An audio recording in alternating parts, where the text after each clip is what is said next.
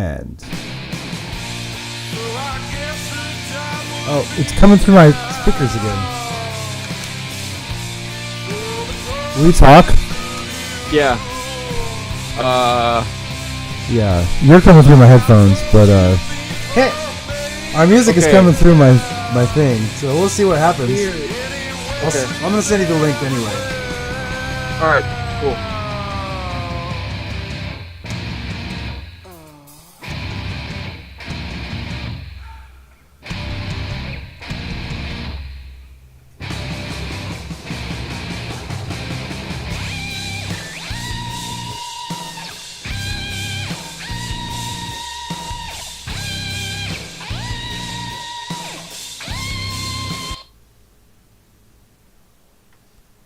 Hola, hola.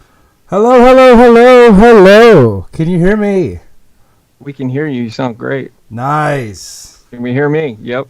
Yeah, I can hear you. Here at sea. Sight and sound.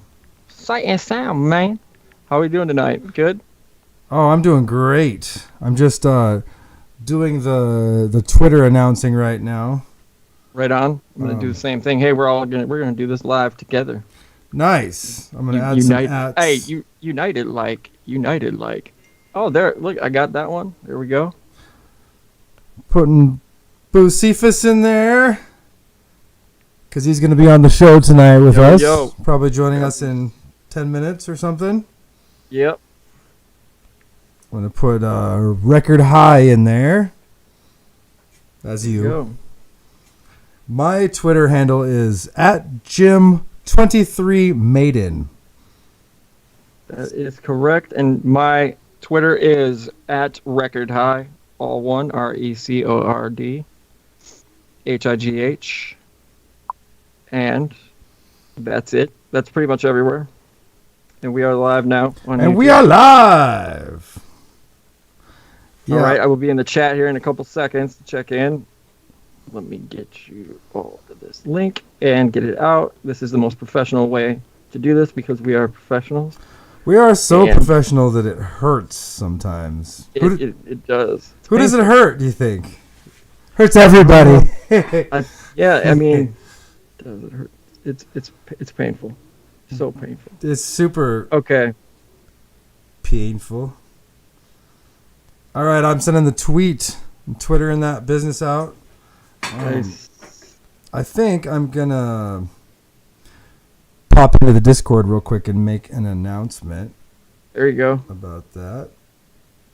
Let's get that thing. Copy the link. Okay. It's so fun.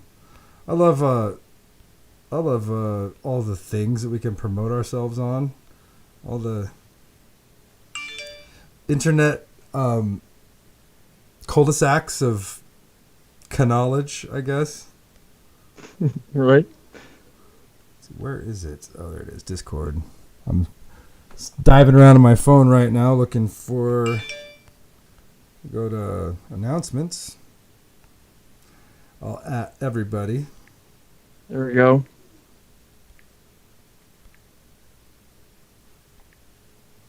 All right. Let me see here. And then let me get the chat up so we can actually see what people are saying here. And then we are going to be rocking and rolling. I'm going to send this over to our boy Booseephus here.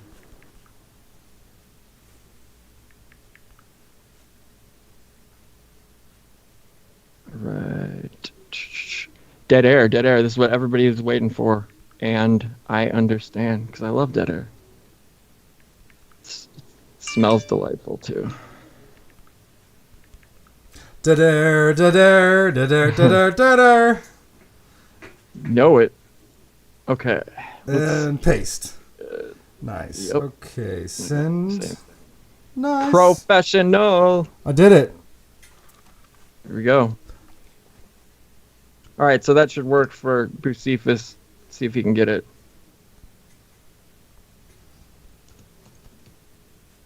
All right. Now, just got to get into the chat so can actually talk to these peoples. Let's talk to the people. I'm going to check the chat from my phone. do it. We got somebody Cooper in there. Where's the chat? There's the chat. What's up, Cooper? Hello, What up, Cooper. Hello. Oh, there's David Barski. What's up, Barski? What it do? What it do? Nice. See if we can get you. Can you send something in the chat there, Jim? In the YouTube chat. Yeah. How do we all sound? There everybody? you go. There you go. What it do? Yeah, let Question everybody mark. in the chat or let us know how we sound. Make sure everything's going kosher. Sounds good. Make sure everything's sounding good, guys. Kosher like a hot dog. Yeah, Are hot dogs Kosher. kosher? kosher like Ira. Kosher Franks. Frank's. I mean, could be Frank's. Could be Franken. I know a Franklin. You know Franklin? Oh shit! You know Franklin too? Guy gets around, huh? He does, man. He's a scumbag.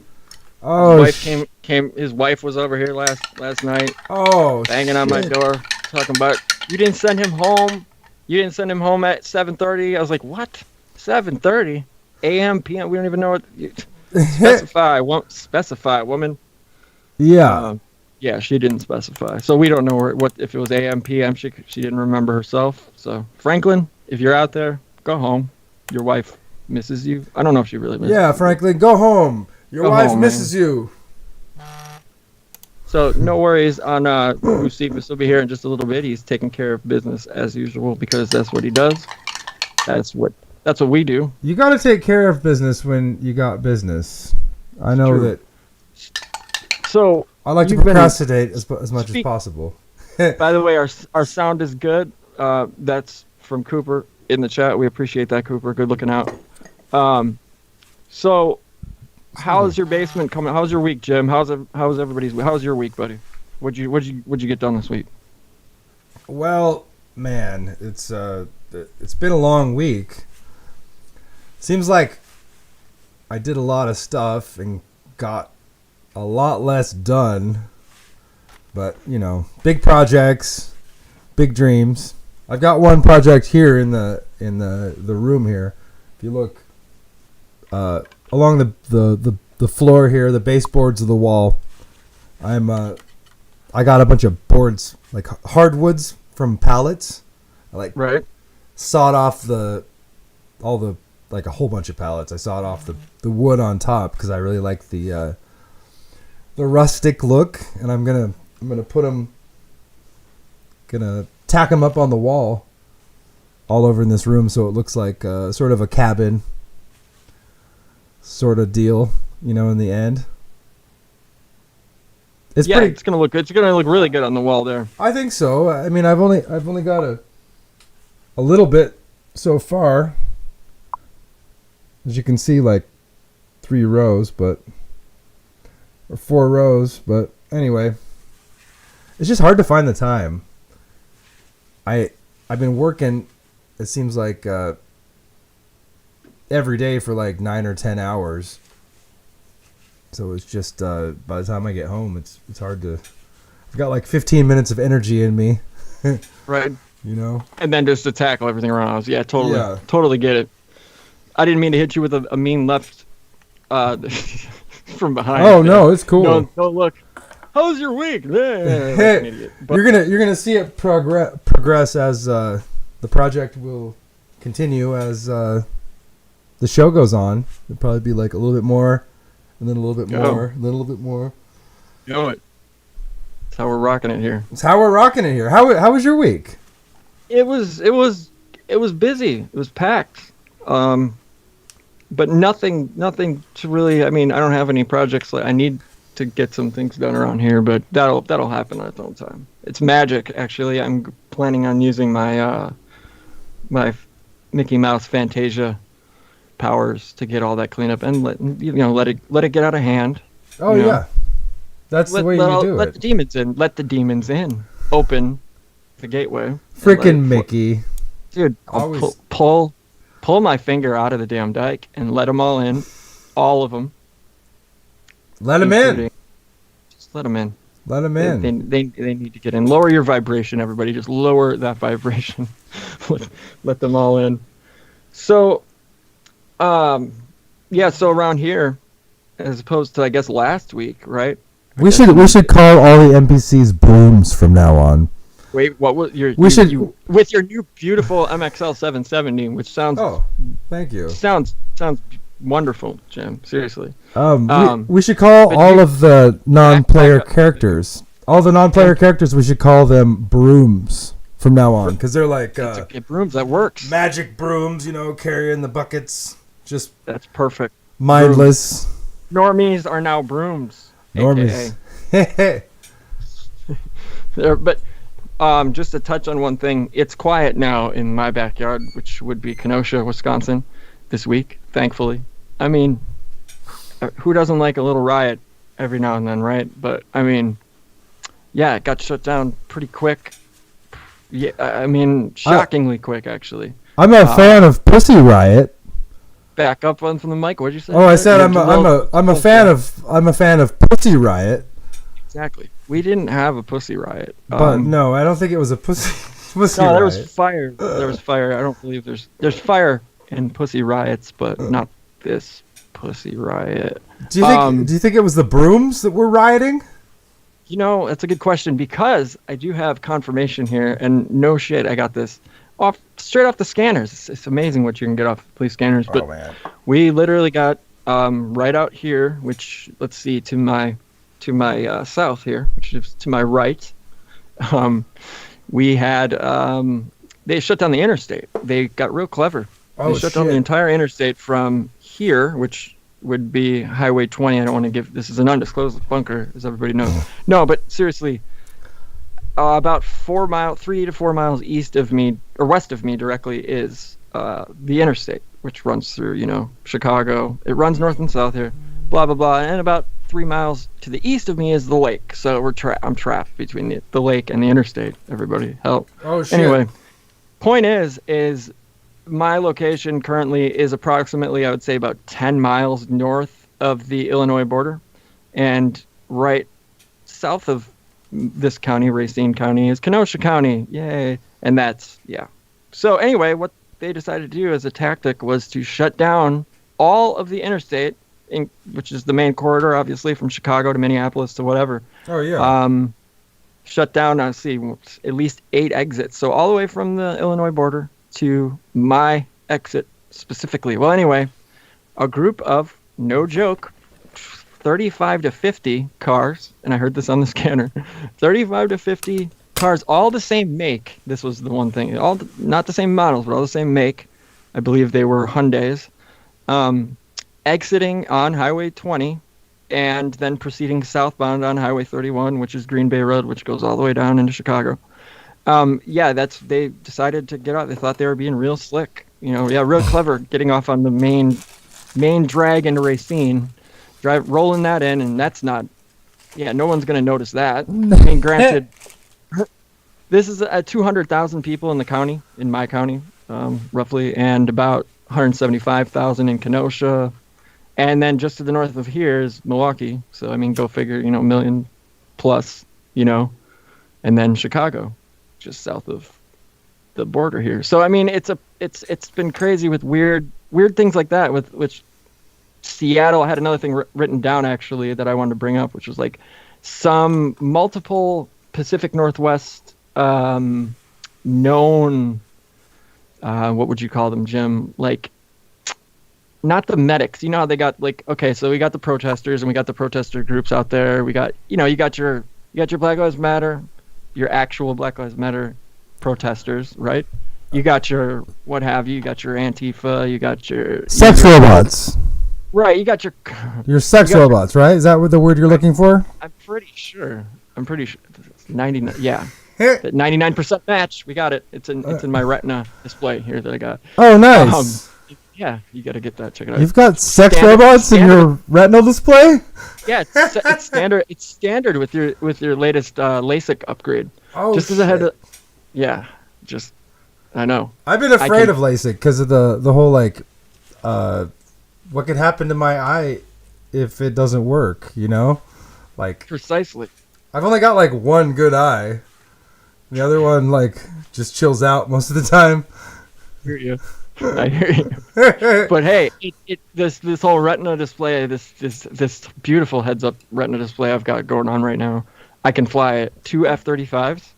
Oh shit! No hands. No hands. Dude, no hands. Look, Mom, straight up. I can't even. Actually, I'm not even supposed to let you guys know that. That's totally. Is that how you? My NDA is now violated. Is that how you move your secret base around? I hear. It's just what I hear. But no, the funny. Hey, Maris in the chat. How are you? So is it true that the Barski base is inside of a deep underground tunneling machine? So like not only is it in an deep underground tunnel, but it's also moving throughout the tunnel system? Boring, yeah. A boring machine. It's oh so shit! Boring. I'm sorry. Zang, dad, pun jokes. That's why. If why six people are here.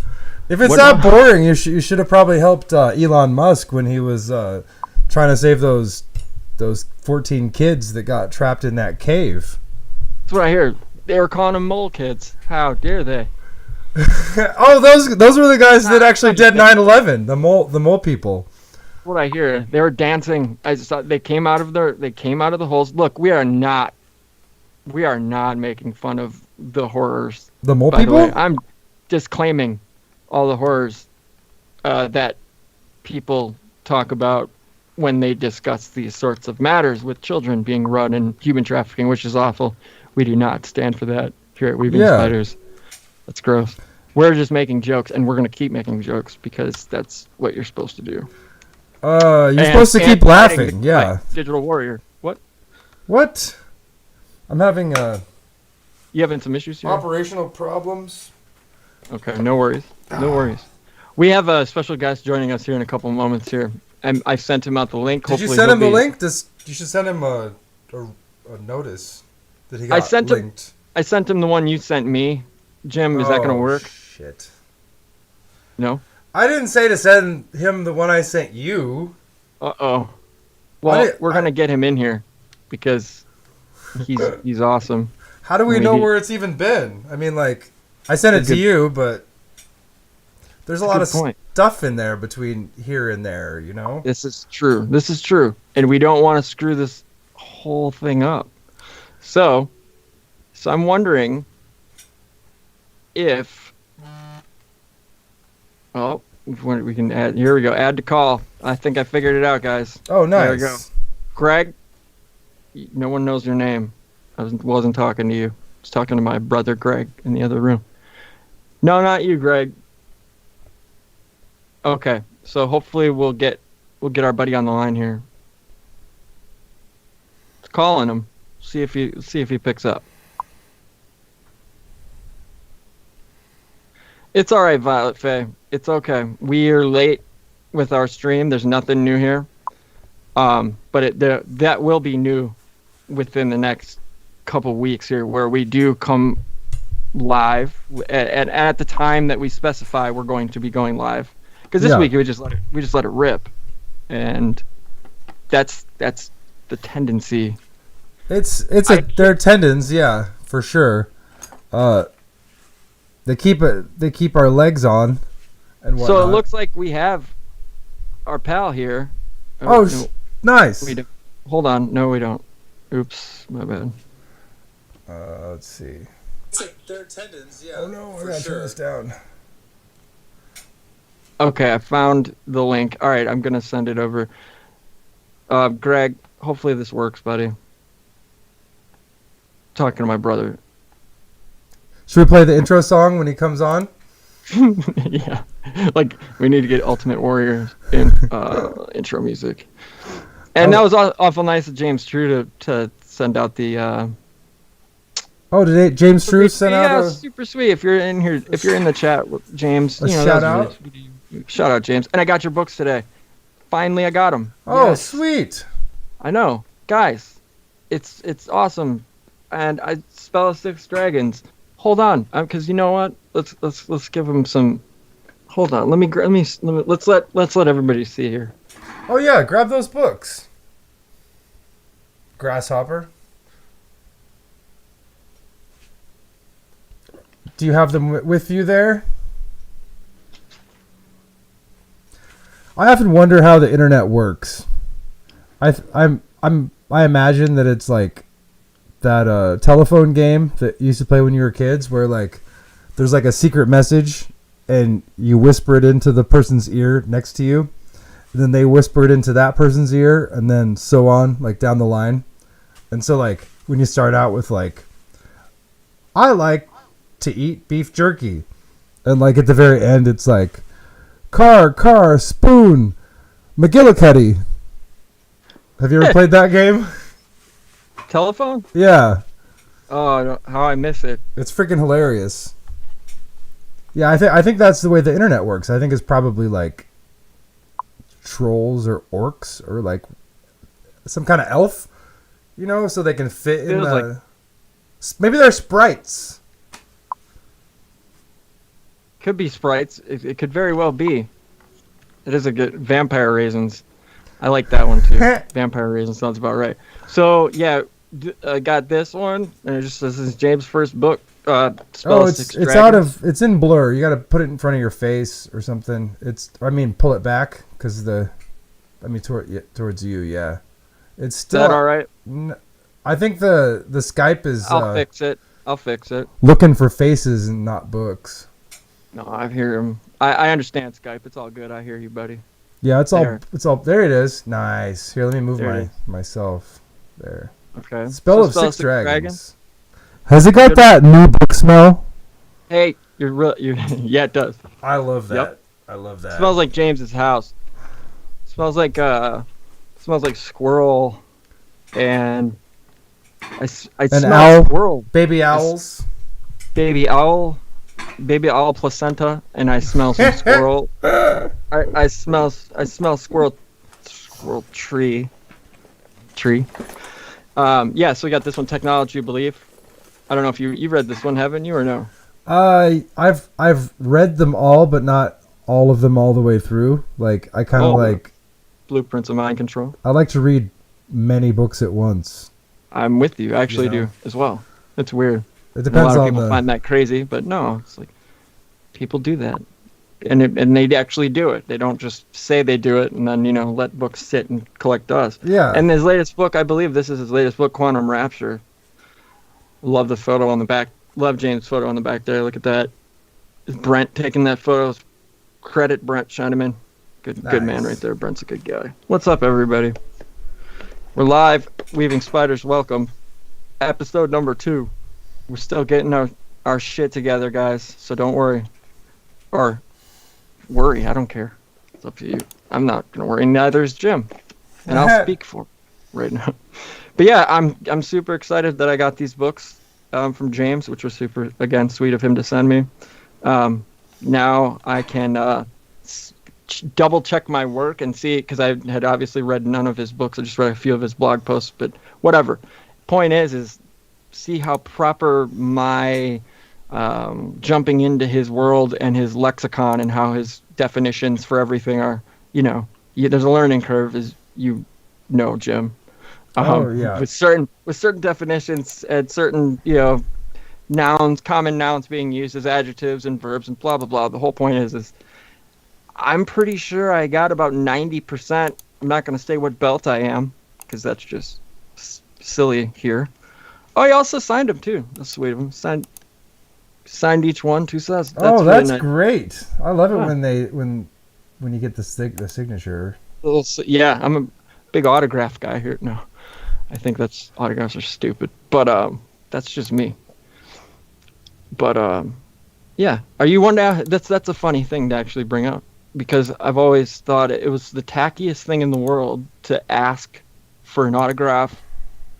Like, I don't know if I grew up going to rock and roll shows and blah blah blah. I think the first rock and roll show I went to, was probably like 14.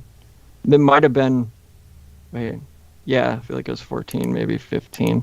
No, 14. Doesn't matter. The point is I remember seeing the Misfits reunion for the first time, probably I think I was 16, so it was like 97, okay? And they were on tour with Megadeth, which was a pretty weird combination, right? For the Misfits to be, yeah, we're back together, by the way, we put out a record. By the way, Danzig's not in the band. By the way, we're on tour with Megadeth. Weird, right? Yeah. But yeah, I went anyway and paid a bunch of money. I think that was like I got autographs from Jerry Only and Doyle, who were both super sweet guys. But the point is after that, I never asked for an autograph going to see rock and roll shows because I just thought it was the corniest thing.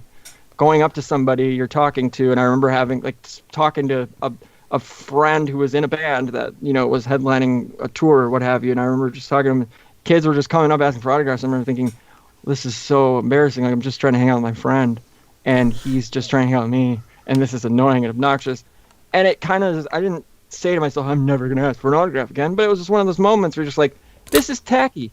I'm never going to ask anybody for an autograph. And I remember meeting so many people, I'm not even going to name drop, but people like that would kill for an autograph, and they're just like, how did you not blah, blah, get his, because I don't pick up Post-it notes out of people's kitchens and take it and say, oh, this is so and so's right. You know what I'm saying? Like, that's how tacky it is. Like, cut it out. These people are just people. It's like they're artists, just like you and me, just like anybody else. Like, big deal. Yeah, and that's just, autographs are just gross to me. I just really think they're gross. But unless it's a book like this, like there's nothing. Like, James, you could have at least you could have personalized it, brother. Like, come on. No, I'm just kidding. But it doesn't. No, I'm just saying, like, that's the only way I can really justify or see it. I know all of you guys have been curious. All, 8 to 10. Because I know they're throttling our numbers again this week. Again, yeah. Our numbers clearly being throttled. Clearly, we have more subscribers than we do. I mean, I can't even believe this isn't.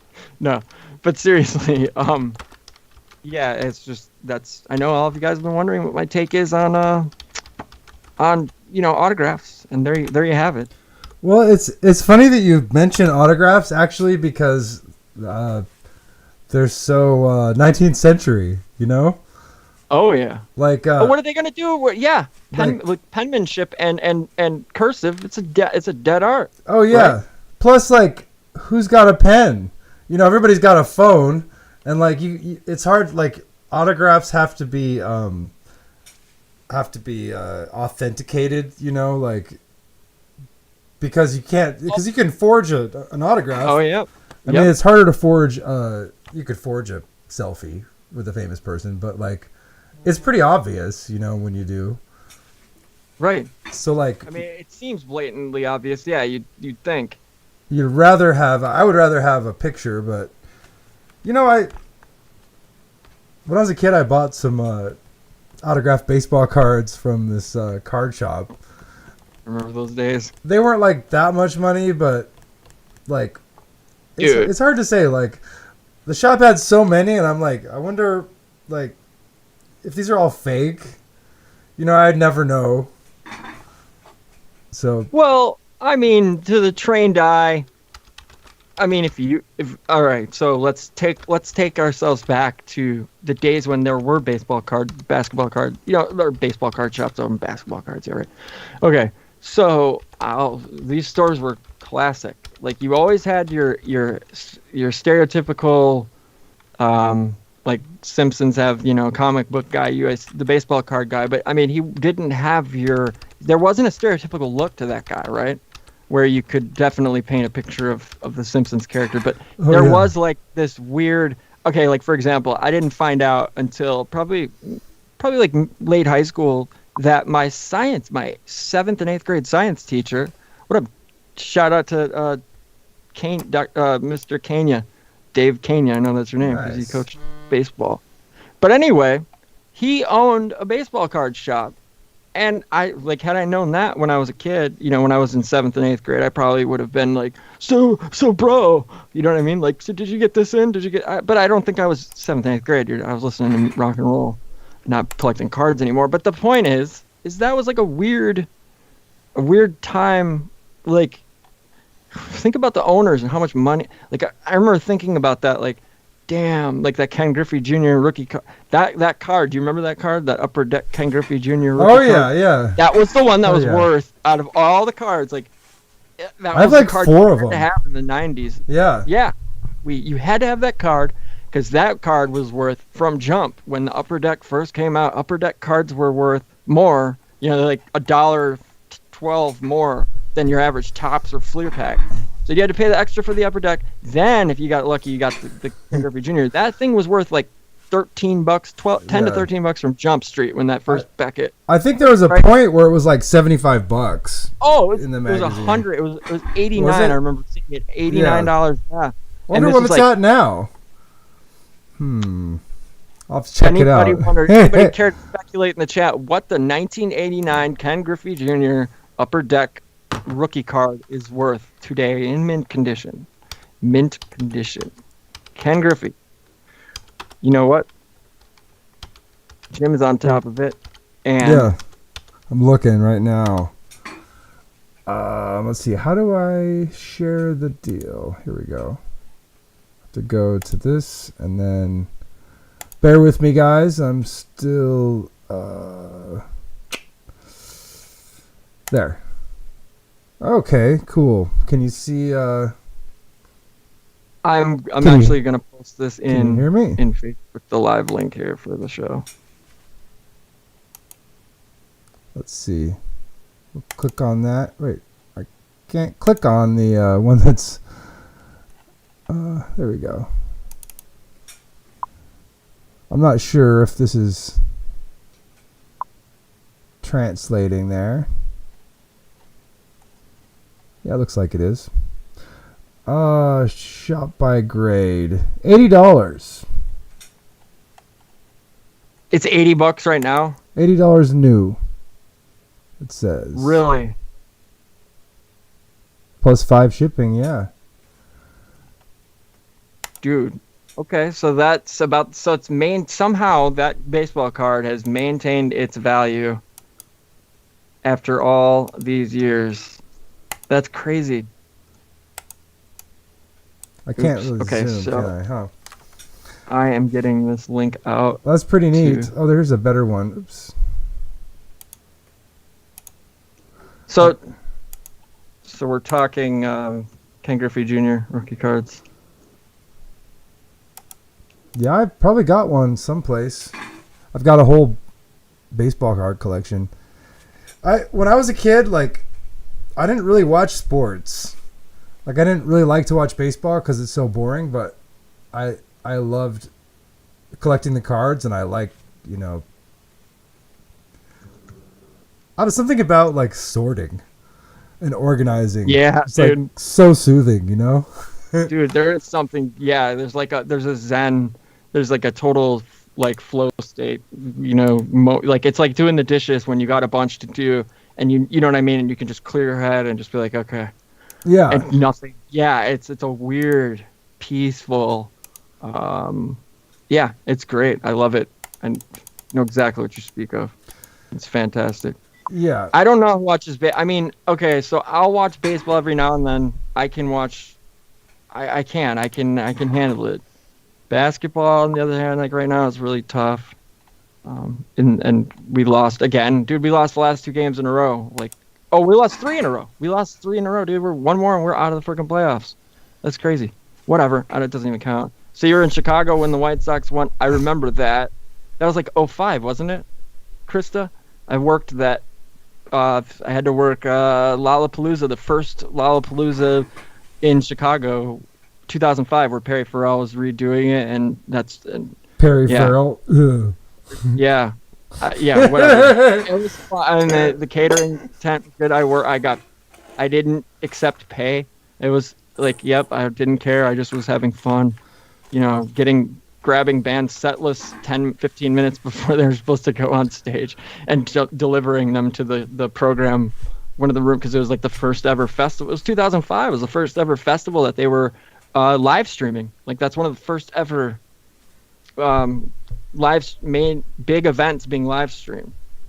2005. See, that was that's crazy. 15 years ago. Yeah. So and that was my Oh, sorry, I didn't mean to interrupt. What were you No, gonna say? my job was literally to go for 3 days. For the 3 days was to go 20 minutes before the band was supposed to be on whatever stage they were supposed to be on, knock on their door, the trailer, ask the tour manager or whoever was there, I need a set list, and then run the set list to one of the trailers where my current, well, my ex-wife was working, and she was like the program director or whatever that year for it or something like that, or program manager, something, whatever. I had to hand it to them so they could upload it to. Some of the bands weren't very cool. I mean, this is like Arcade Fire. Let's see, Billy Idol. Billy Idol was actually a super sweet dude, super nice. Billy Idol's always seemed kind of cool. Yeah, man. And it was, everybody was talking about Arcade Fire, Arcade Fire. I'm like, who is this? Like, who are these people? Like, they're really tall. I was like, how do they have 12 members? Like, violinists, blah, blah, blah. I remember it was a great fest. Blonde redhead. I remember being able to see them, and nobody was like, can't wait to see them, because they never played or toured. Spoon, Weaver. The only Arcade Fire I've ever seen is me on the claw machine, because I'm a madman. Exactly. Get that hot hand. Hey. Oscar 1970 Oscar Gamble rookie card, $540. They don't. Awesome card. Do you know that card? You know that card off the top of your head? Who, me? No. Oh. But no, that's a good one to have, I'd say. I'll say. I mean, that's worth whatever. I wonder what. Okay, so besides the Ken Griffey, and then we'll shut up about this unless you guys demand more.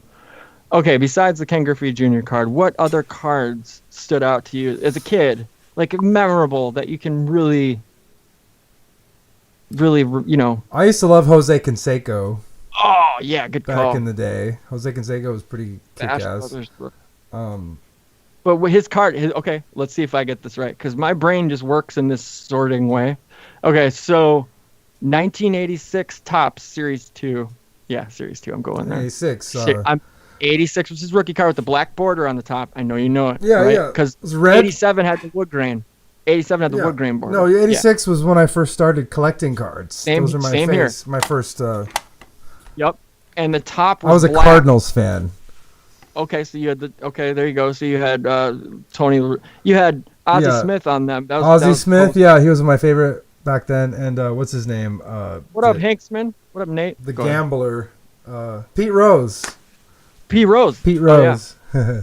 Dude, oh man, how is he not in the Hall of Fame? That is still a travesty. I don't understand. They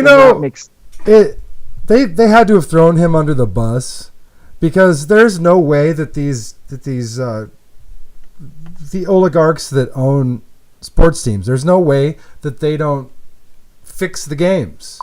Work out deals first. I mean, not for maybe everything, but no. And I'll speak from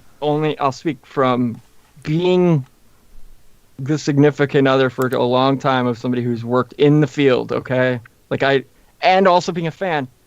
I disagree fundamentally with the fact that this is that it's rigged, or it's whatever. This is how it's going to play out.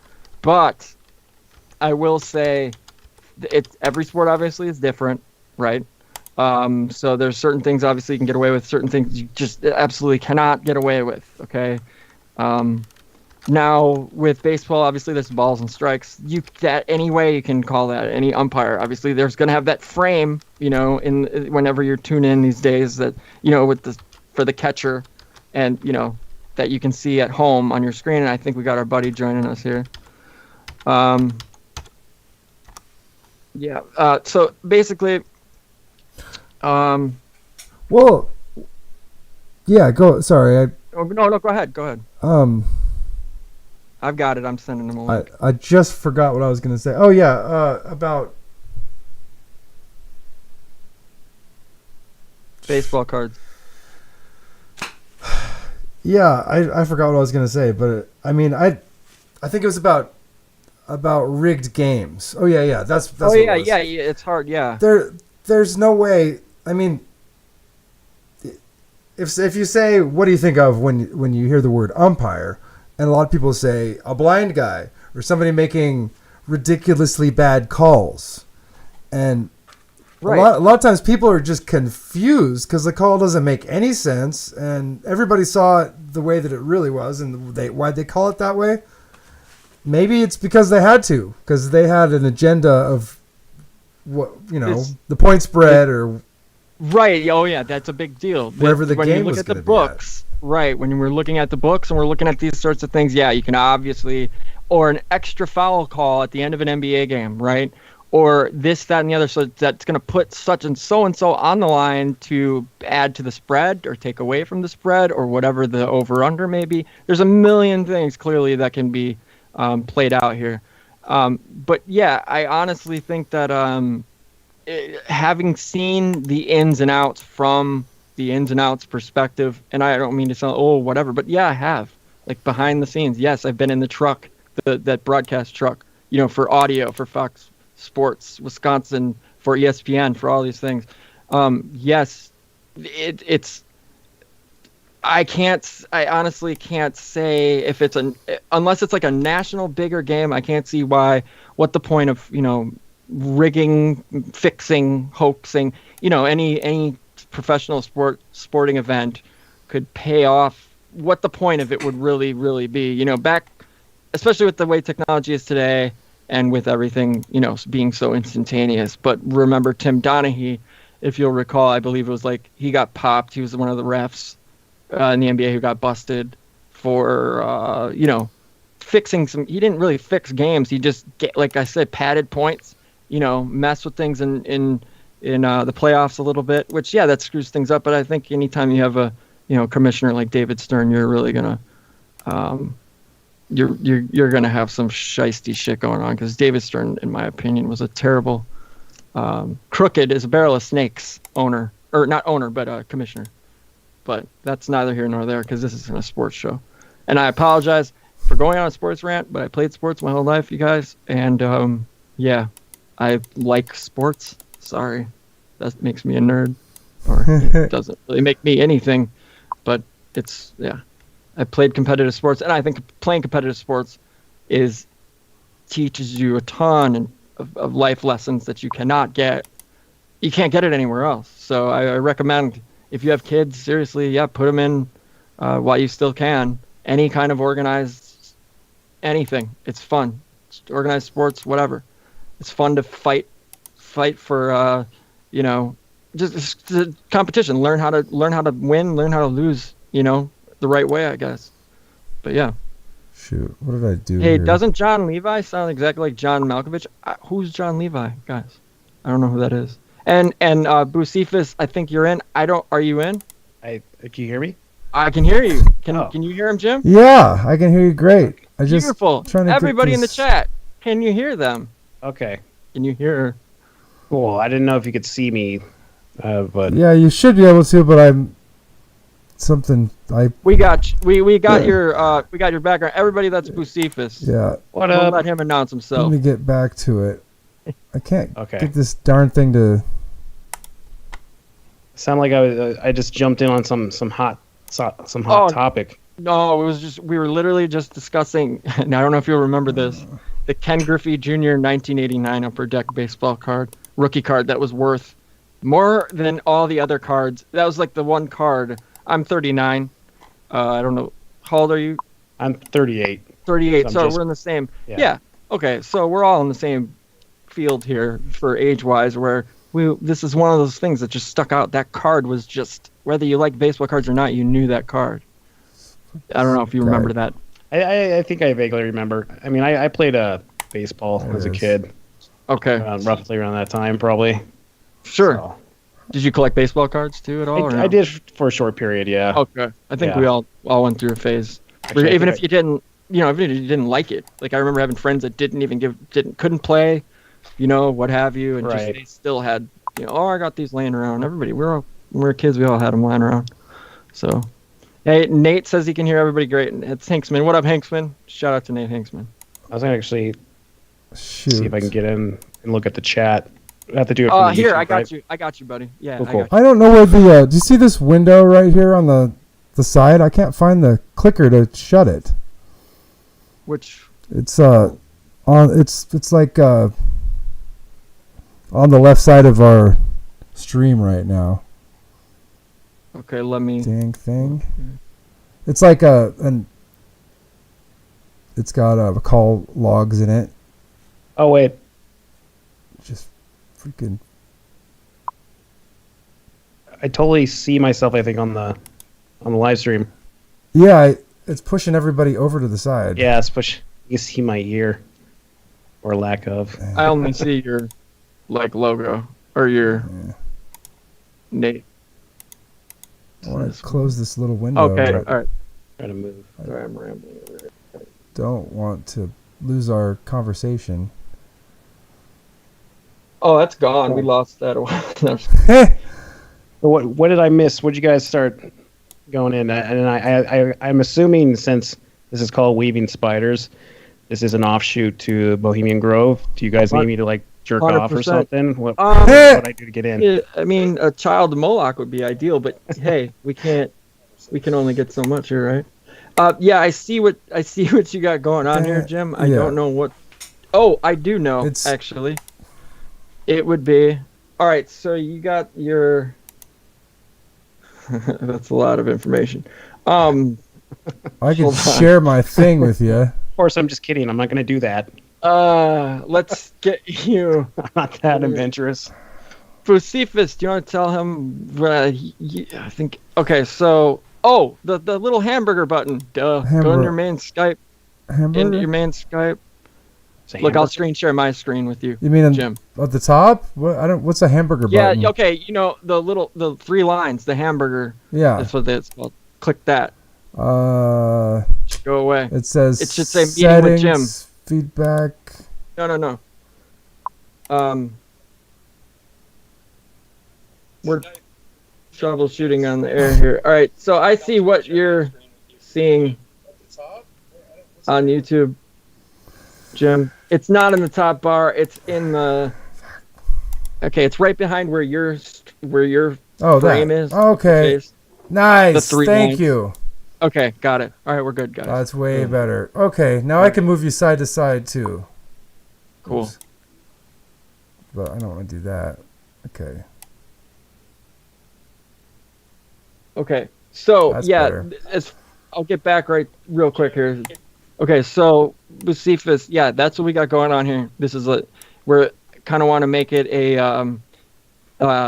place to decompress for authors, researchers, what have you. We're gonna have other more guests on, obviously, and the whole nine. But to come decompress, talk shit, and just laugh, kind of like I've been saying. But also, it's not a joke, but we need to make proper jokes out of certain everyday a silly time. Exactly. Yeah. A very silly time. Yeah. No. Yes. And, we can have our own cremation of care too. I think. There you go. Want. It's burn offerings. Anyone? Yeah. Burning offerings left and right. Shit. Jim is. I know he's smudging over there. What do you got going on, Jim? I have got some incense. Hold on. I'm just I know. trying to get this silly ness. Okay. So one of the things we were going to talk about this week was one of the ideas I had was the randomly scrolling through just podcasts, blah blah blah, and I see that Joe Rogan had a new one, and I was like, oh, who's on his? Look, it's Miley Cyrus, and I was like, oh, this should be funny and interesting. I don't care anything about Miley Cyrus, but she's whatever. She's an interesting character. I think we can all agree. And an interesting choice that she's with the Britney Spears. Like you could put her up there. There's elements here of friggin' in the riggin', as I love to say, with her whole being raised as a Disney kid. There's just so many things that go with that. I mean that are attached to that Disney. Just the name, but growing up as a Mouseketeer and all that nonsense, it's just funny to hear her speaking on, just everyday random topics that a Joe Rogan podcast can bring to whatever. But it's also funny for me, in my opinion. I just found it humorous I decided to take a little note down to like, this is a worthy topic. I think is how celebrities, especially like big, I wouldn't consider it like thespian like celebrity, but singing, dancing, the whole kit and caboodle, can do it all, act, play sports, all those. I'd put Miley Cyrus in that category, um, and she's from obviously from her dad. Well, that song was one song everybody knows. Anybody our age knows that was just one song. Probably somebody else freaking wrote, and it was a horrible song to begin with. Period. But all that aside, she was raised in that limelight, and then shaves her head, does the whole Britney thing, kind of, but yeah, to hear her open up on Joe Rogan and then talking about how she wants to write kids books, but warning kids how they should, but they warn us about sex and all this stuff, but they don't warn us about drugs. And she openly admits to doing a bunch of drugs on there and this, that, and the other, which I'm glad she's not denying it, because it's pretty obvious. But the point is what celebrity can you imagine? I can't even put it in. I can't even imagine it, honestly. What celebrity would, it's not even a celebrity. She's like a superstar. She's the next level. She's not just a celebrity, right? Who's even on this girl's level even today? Like Lady Gaga, who else? Like I can't. Well, but the point is, she's doing Joe Rogan. Like these are people that would never do a podcast more than an hour at that per se, even too. Even if it was like something that your contract and your agent has you doing. You know what I mean? It would be like a 30-minute session or 25 minutes here. Strict certain amount of time, and you're sitting down for a whole afternoon doing 15 of these things, and then you don't ever have to do it again. That's the caliber. Sorry to cut you off, but I'm sorry. No, that's the caliber though of celebrity now on a Joe Rogan podcast, and I mean like that's a big interview. That's a huge get, for him. I mean, but I just find it fascinating that and it's almost like watching them squirm a little bit because they're having to enter into arenas that they normally wouldn't have to because nobody gives a shit because of they're not doing anything except putting out music. But there's some video, but there's no live anything right now. Still, we have no live shows. We have none of that. So I just found it, an interesting topic to watch celebrities have to squirm and actually have to bear, come out, drag themselves into a different spotlight, if you will, out of shadows. Yeah. Well, they're changing everything up now because all the media, all the channels that we used to have. Can you hear me? Yeah, you sound great. Okay, cool. Yeah, all the channels that we used to have for brainwashing used to be commercial TV and MTV. All the stuff that they fed to us, and it was our options. Like 150 shitty channels with nothing on but commercials. Now we've got, we've had YouTube. It was the Wild West, and they're just kind of destroying that at this point. I think they're trying to get ahead of it by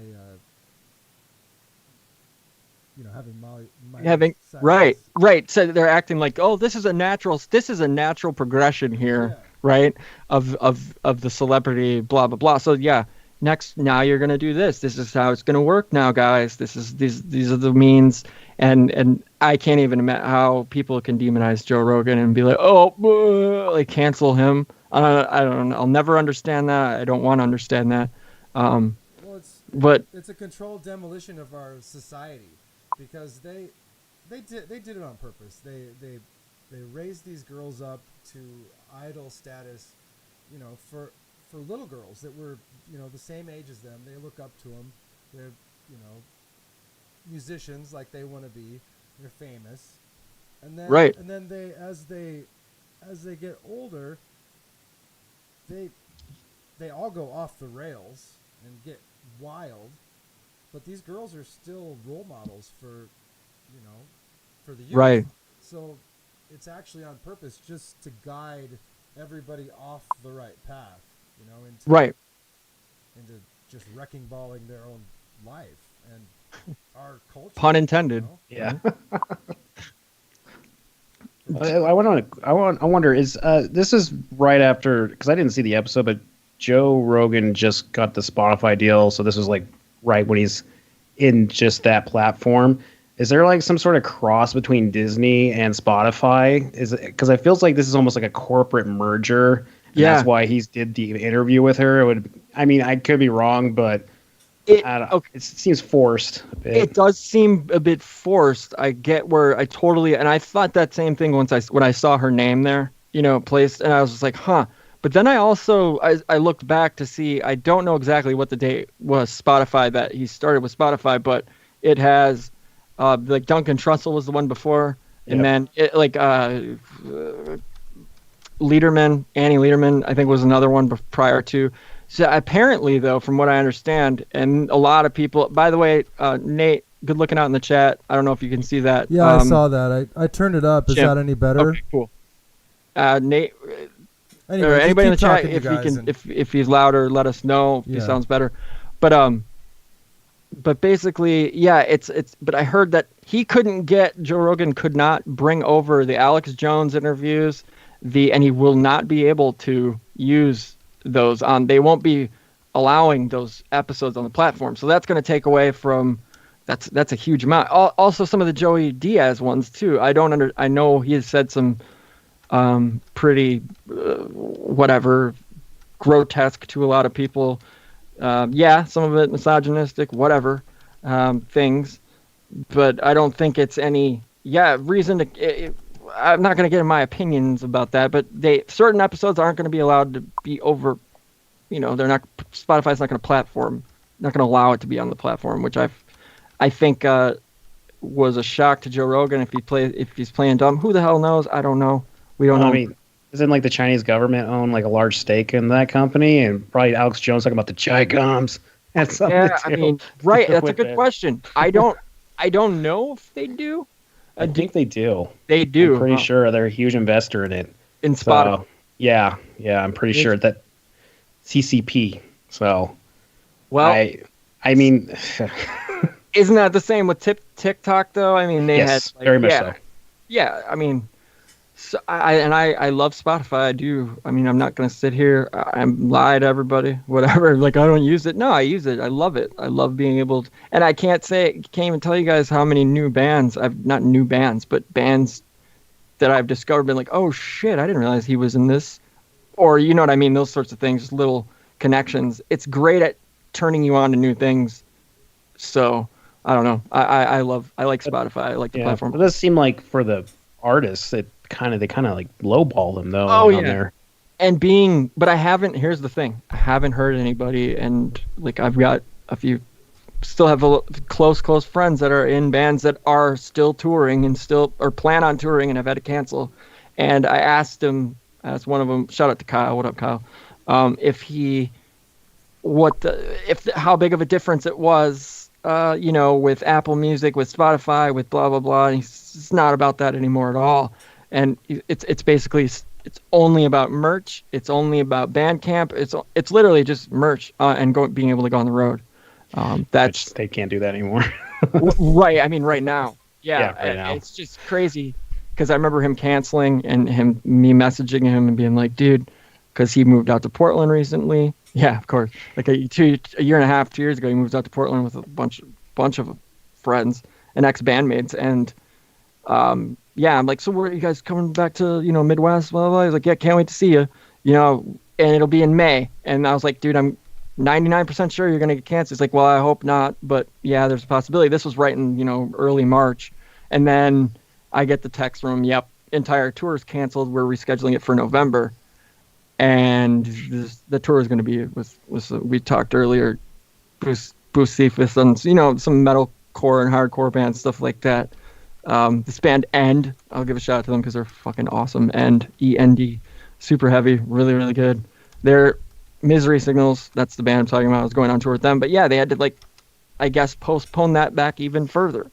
So, but Kyle mentioned that, most of the only way they can really make money, any money, is touring, selling merch, and that's it. So just shows and merch.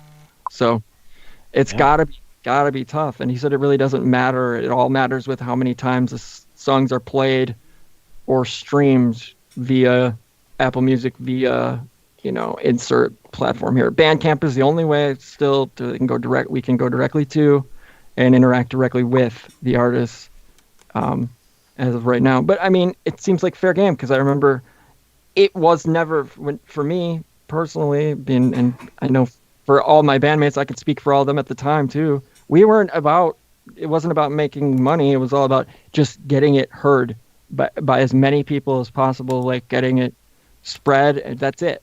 Nothing more. They'll come when they come, hang out and see us at shows and blah, blah, blah. You know what I'm saying? Yeah. It's just punk rock. That's probably what it is. Spotify, then, it would be just help you kind of be just more heard, so you could get more people buying your merch and coming to your shows. Exactly. But they just kind of hit everyone that's not over $1 million a year in revenue. Exactly.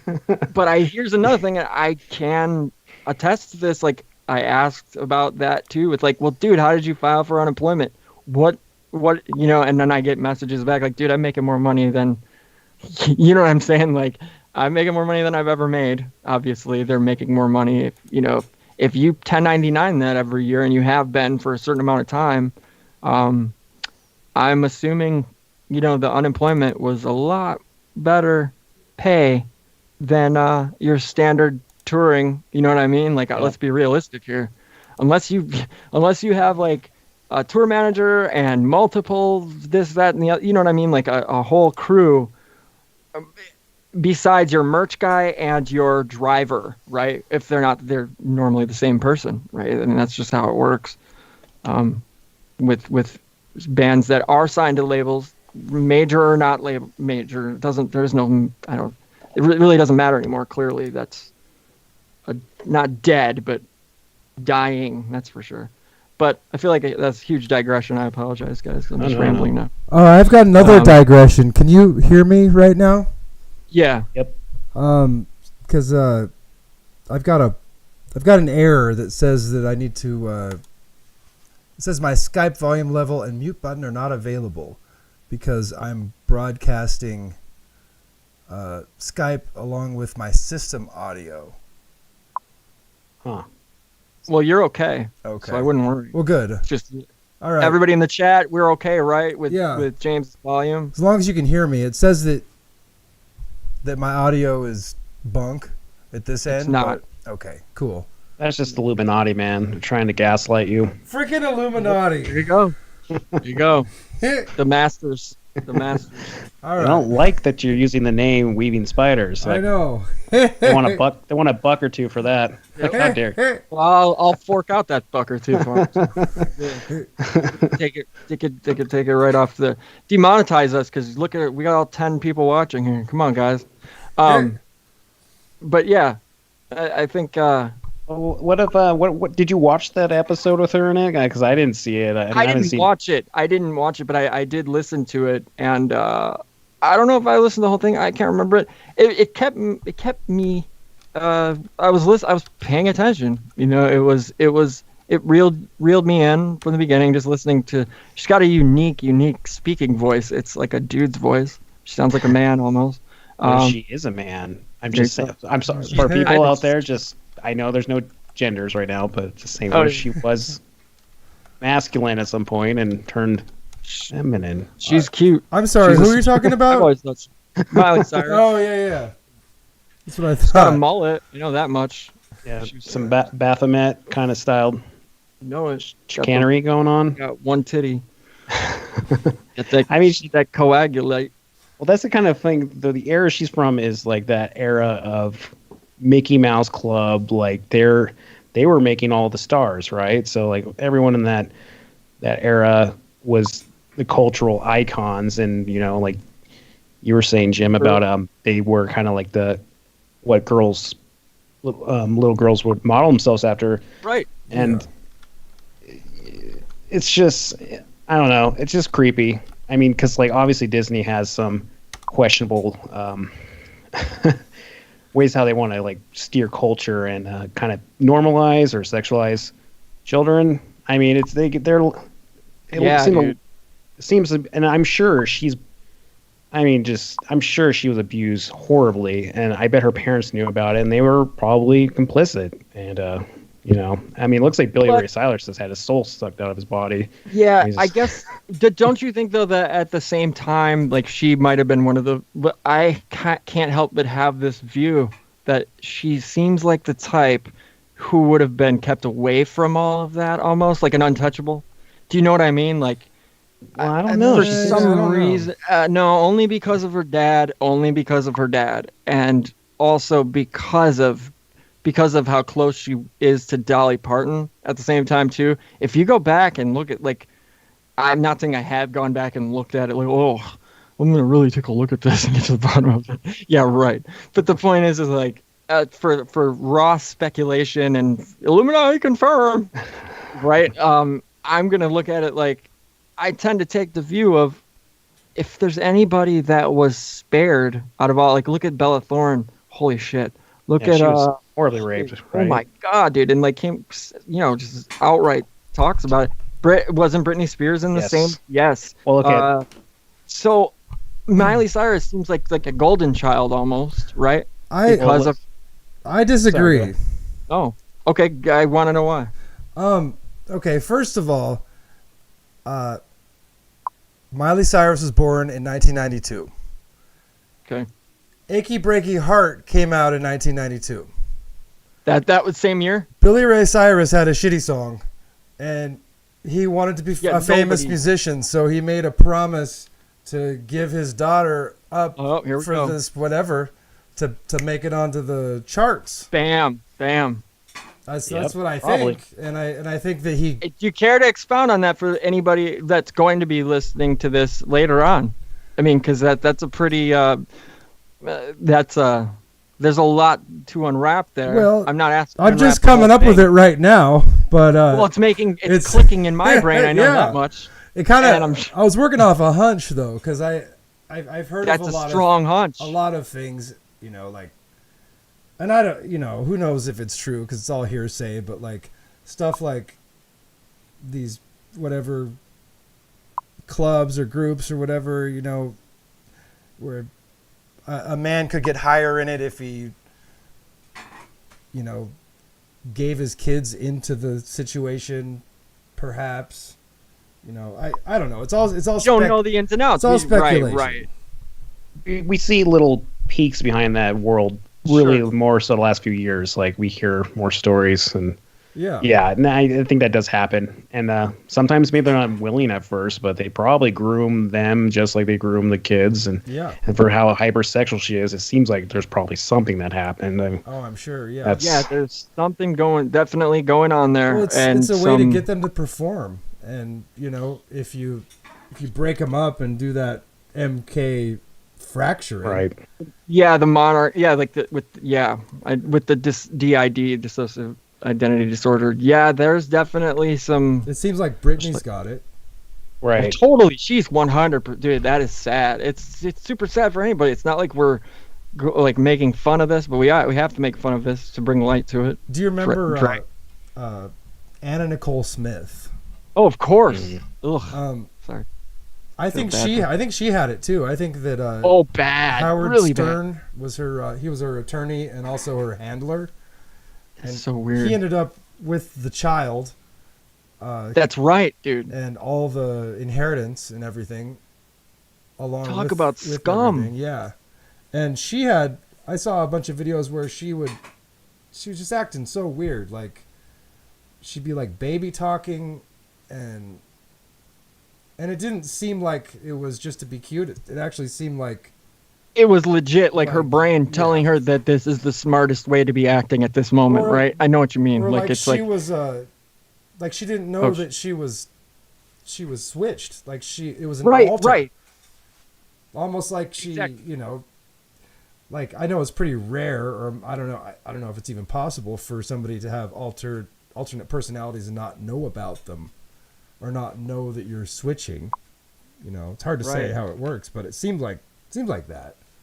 Same thing with like Britney. I've seen her like start talking with accents and stuff in interviews, like a Yeah. British accent all of a sudden.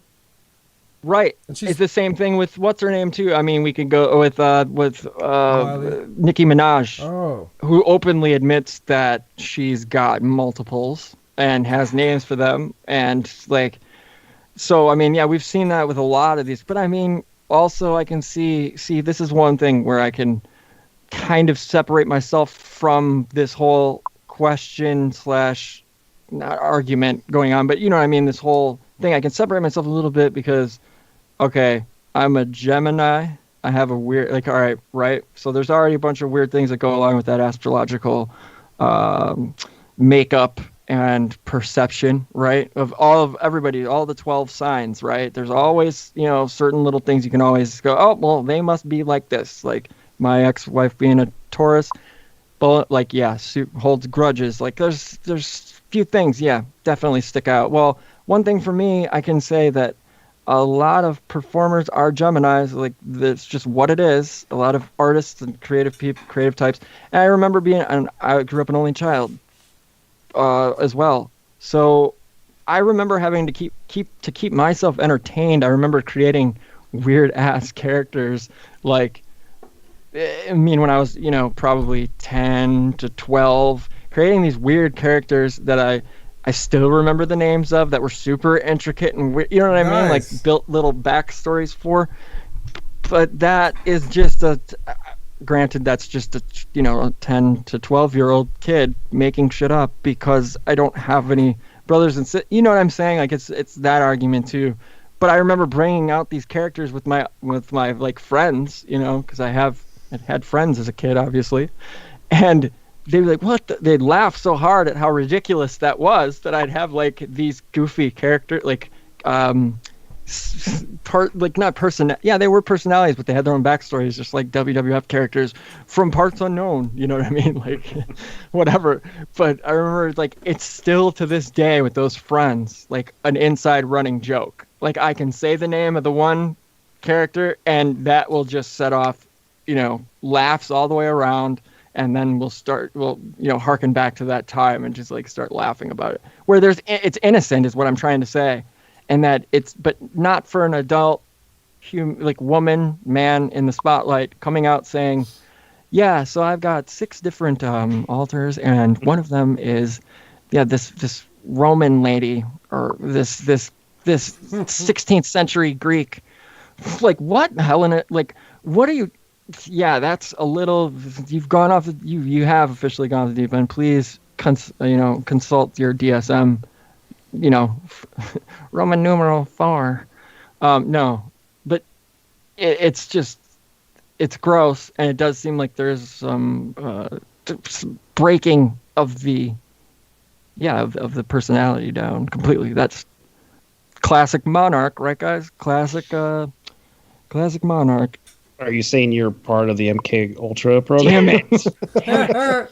Is this a thought confession? the name was enough. I thought the name was enough. And No, but I understand what you're saying. There is a it's not a line, but there is an aspect to it, like creative people can kind of disassociate naturally and fantasize about different worlds and characters and all that. So that's definitely innocent. So I mean, unless they're like what's her name, Bella Thorne, actually literally saying I was being raped until I was 14, then it's like kind of like an unknown.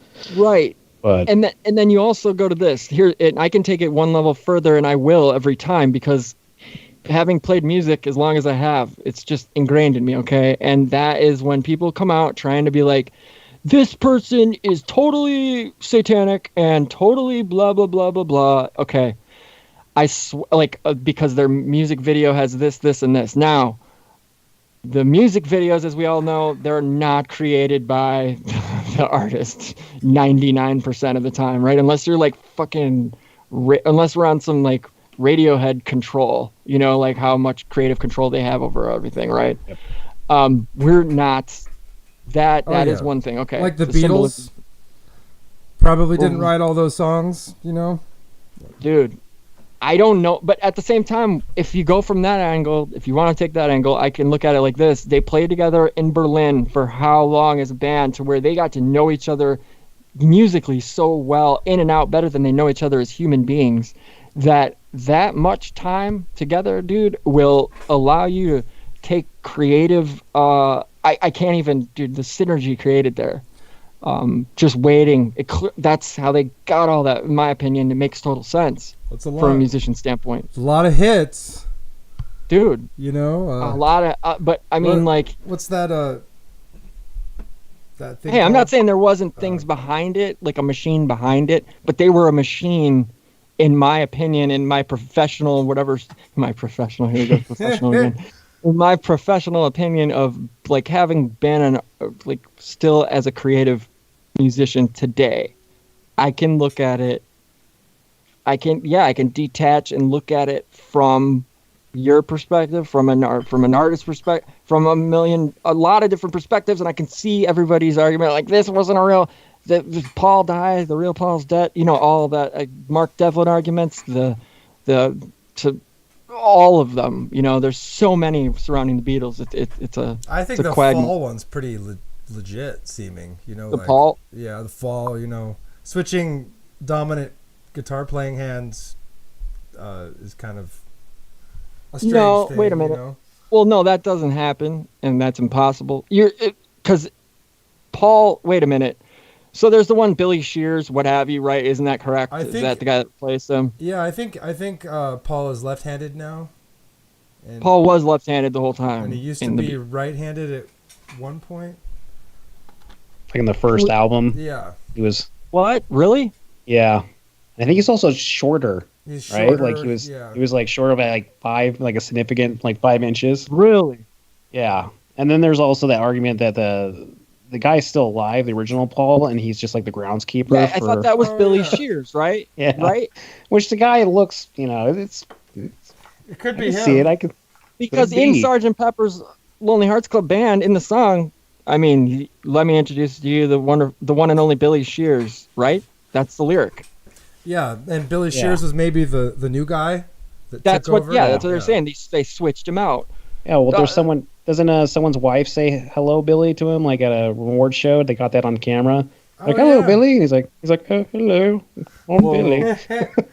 Yeah. See now, okay. So and then the official line, from what I understand, you guys, is this is one of the conspiracy theories that I never touched because I just couldn't. It's just too much. But anyway, the point is I remember hearing the story saying that the Paul McCartney died in a car accident, and it was just before, I'm guessing, Sgt. Pepper. Yeah, he blew his mind out in a car. He hadn't noticed that the lights had changed. What song is that? I forgot the name of it. Is it a Beatles song? Yeah, it's a Beatles song. It's oh, sorry, I'm terrible. I just ruined you, put you on the spot. Damn it. I'm terrible with the names of songs, but it's like 10,000 Holes in Black Bear, Lancashire, or something, you know, or he's talking about, the opera house having all these holes in the acoustic panels, or something. Oh, sure, okay. It's on. Sorry. Are you wearing a Swan shirt? Yes, dude. Holy shit, that's awesome. That just made this stream so much better. I was gonna get a little goth shit, noisy for you. I think it's on the White Album. That one. Okay, I know that record like the back of my hand too. That's what's pretty weird. Or maybe yeah. Is it on the White Album?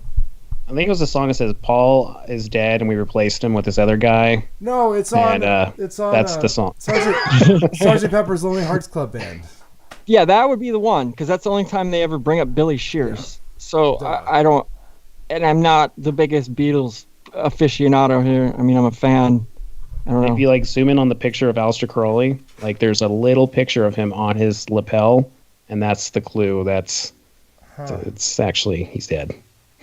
Really? I made that up. That's not okay. true. All right. Well, hey, let's start. I just want to throw some disinformation out there. We're weaving. Exactly. Gotta. This is great. So, but back to the fun. I'll bring it back around.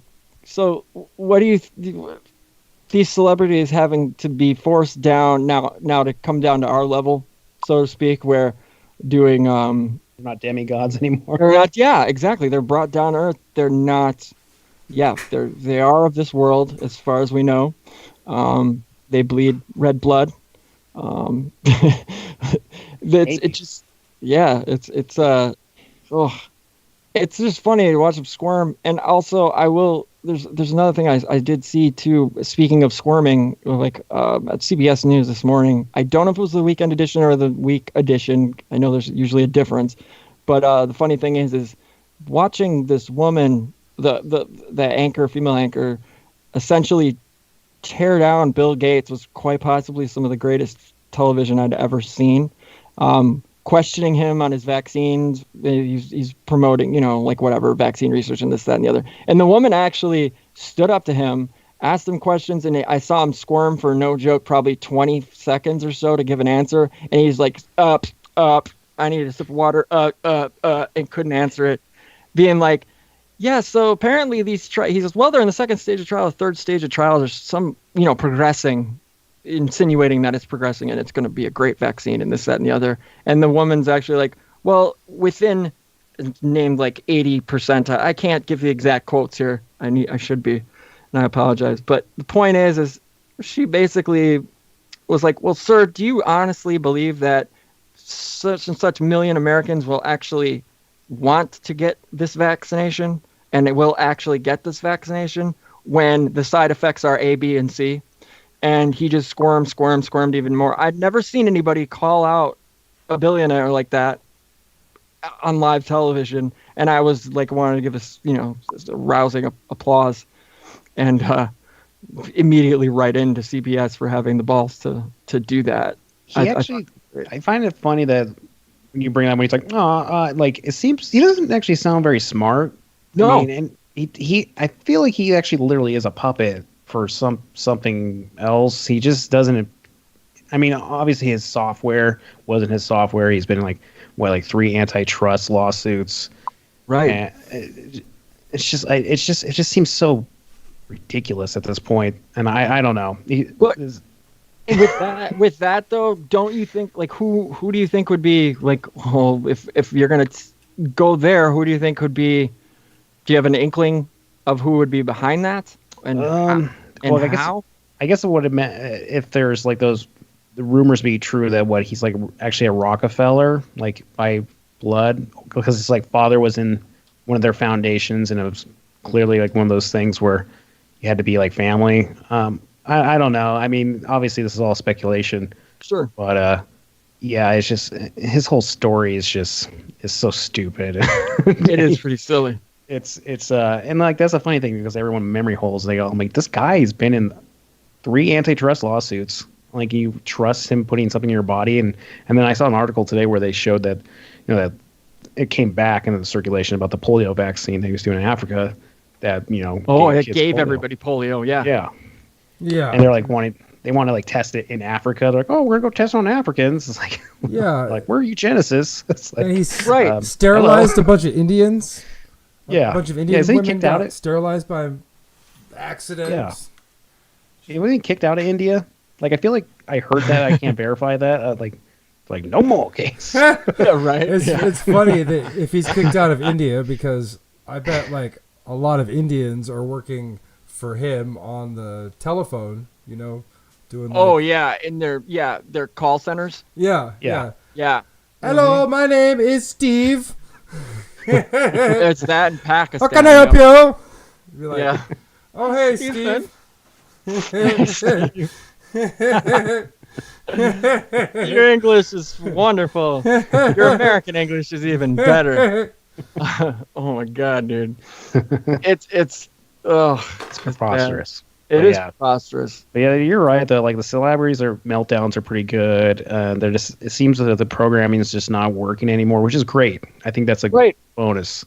It's a breakdown. Yeah. What are they gonna? I wonder. Like, we're left to speculate on what. See, and the thing is, we don't want to give any ideas, right?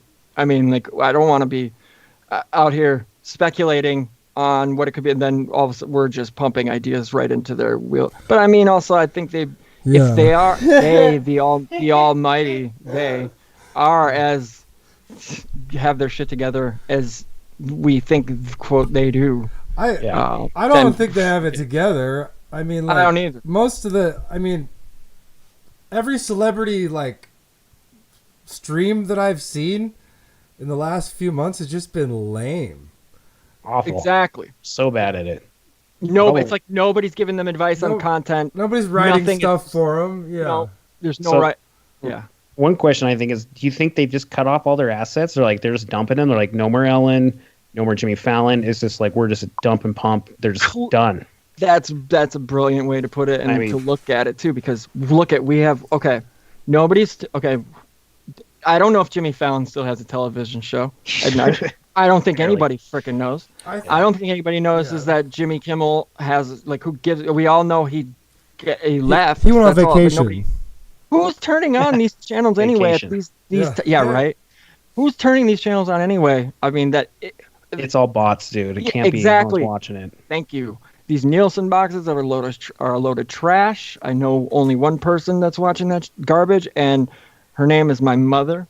And whatever. I don't. So what does that make the demographic? What, 67 and to up to 100 essentially, to where these are the only people actually watching, regular television anymore, getting their news from these people as well. And I just don't see it. I don't believe it.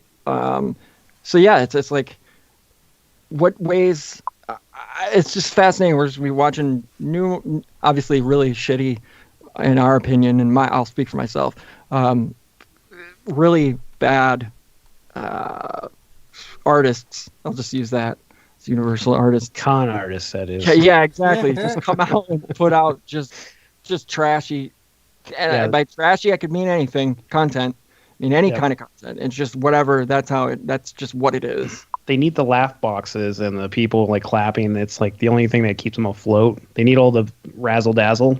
Exactly. They can't carry it on. Manufactured, because look at the NBA, and I can't, dude. I'm telling you, I can't even watch it. Like, as much as I want my Milwaukee Bucks to win the NBA championship, this doesn't feel. Not only without the fans, there's also some giant propaganda. We don't even need to go there. It's like one. I don't need that in my face. I'm already aware what's going on. I don't need BLM constantly, just in being bombarded just all the time. It's unnecessary, and it's offensive to everybody at this point. Like, it's just too much. Especially if you're watching stuff like Netflix or HBO. Netflix has been doing it forever. It's like, they sneak it into everything. Like they're clever and like they're woke. Like, give me a break, dude. Y'all just inserted this 7 months or a year and a half after y'all did it, filmed all this, and you put it in post-production, and you just slipped it into 2 episodes just so it's relevant and it's okay for 2020. It's like they've been doing this forever, pumping like not weird, but false, what would be seemingly salacious garbage, like giving less than 1% of the population, what I'm dancing around here a little bit, but I'm trying. It's hard to. Out with it, man. Out with it. There's the trans thing, big deal, like whatever. I have multiple, a few trans friends, whatever. I only know a few, whatever. So what? They've outcasts are who I hang out with, so I'm used to that. It's punk fucking rock. That's whatever. That's what it is. The point is like, to paint it like the world is filled with these, black trans thing. That's a big thing with the Black Lives Matter. Like, that's the number one thing, or it's like in the top 5 things when they go to list it off, right? Like black trans lives, something like that. I'm like, how many? What? This is really niche. This has gotten sub. If you're going in a music director, this has gone sub genre really fast. You know what I mean? Like, I went from listening to pop to listening to alt, new metal, jazz, acid jazz. You know what I'm saying? Like what? Like it's getting really, really subgenre down for identity and for paladin purposes. I don't, and that's what Netflix has been doing. It's like a pandering like a streaming service, just to pander to whoever feels slighted, or feels the wrath of its own, knife in its own back, of its identity, so to speak. Like it's just, that really didn't make sense, but it made sense to me. It made sense. I have a theory, kind of, and it's not like it's in stone for me, but I feel like a lot of this, obviously, these things happen around elections and yada yada, but there appears to be like a classic, like kind of like CIA element. Sorry, I shouldn't be saying that out loud, but that agency where this to have because for instance, America obviously is a very diverse place, and we have many different types of people, and like we were kind of talking about this earlier, where it used to not really matter, like if you had a different opinion or you're a little bit different, usually people don't give a fuck. Right. But the apparent push from medias and celebrities and whatnot to say that we're completely divided, so it's actually manifesting that way, like a spell. Yep. Black and white, black versus white. That's it. Right. Fucking Masons, right? There you go. It's Joaquin and Bojazz, okay? And that's how it's pronounced, okay? I know what I'm saying. Joaquin and Bojazz, okay. There's at it, just fucking fighting. But this whole division this feels like Arab Spring-esque, like just to get everyone to like tear each other apart on the inside, so because war is expensive, and if you want to take over a country, you generally just want them to tear it up first before you get your boots in there. If you even do that, yep. I mean, it's like past fourth generational warfare. Starve them out, right. You're right. And they're moving on that too, because like we're having, which appears to be weather wars. I don't know if you guys seen this Iowa thing that happened with a lot of food got wiped out. It happened here, and I'll say this, I swear on my life, man, I've lived in this region on and off for a long time, and I've never, ever, it was called a dare echo. That's what it was called. Like, that's literally the name of it. I've never heard of this until that day, and there was tornado sirens going off everywhere I was driving. I'll never forget, dude. Remember sitting in my car being like, I had to pull over, no joke. I'm sorry, I don't know what to do, no joke. I have the AM radio on to the normal channel, the only one that comes in, and during these storms and what have you, I'm just like, okay, I'm pulled up, like I know I shouldn't be driving. There's literally straight line winds, no joke, 60 miles, 70 miles an hour, where it was like cracking old oak tree branches off and just flying into the street. It was literally like looking at something off like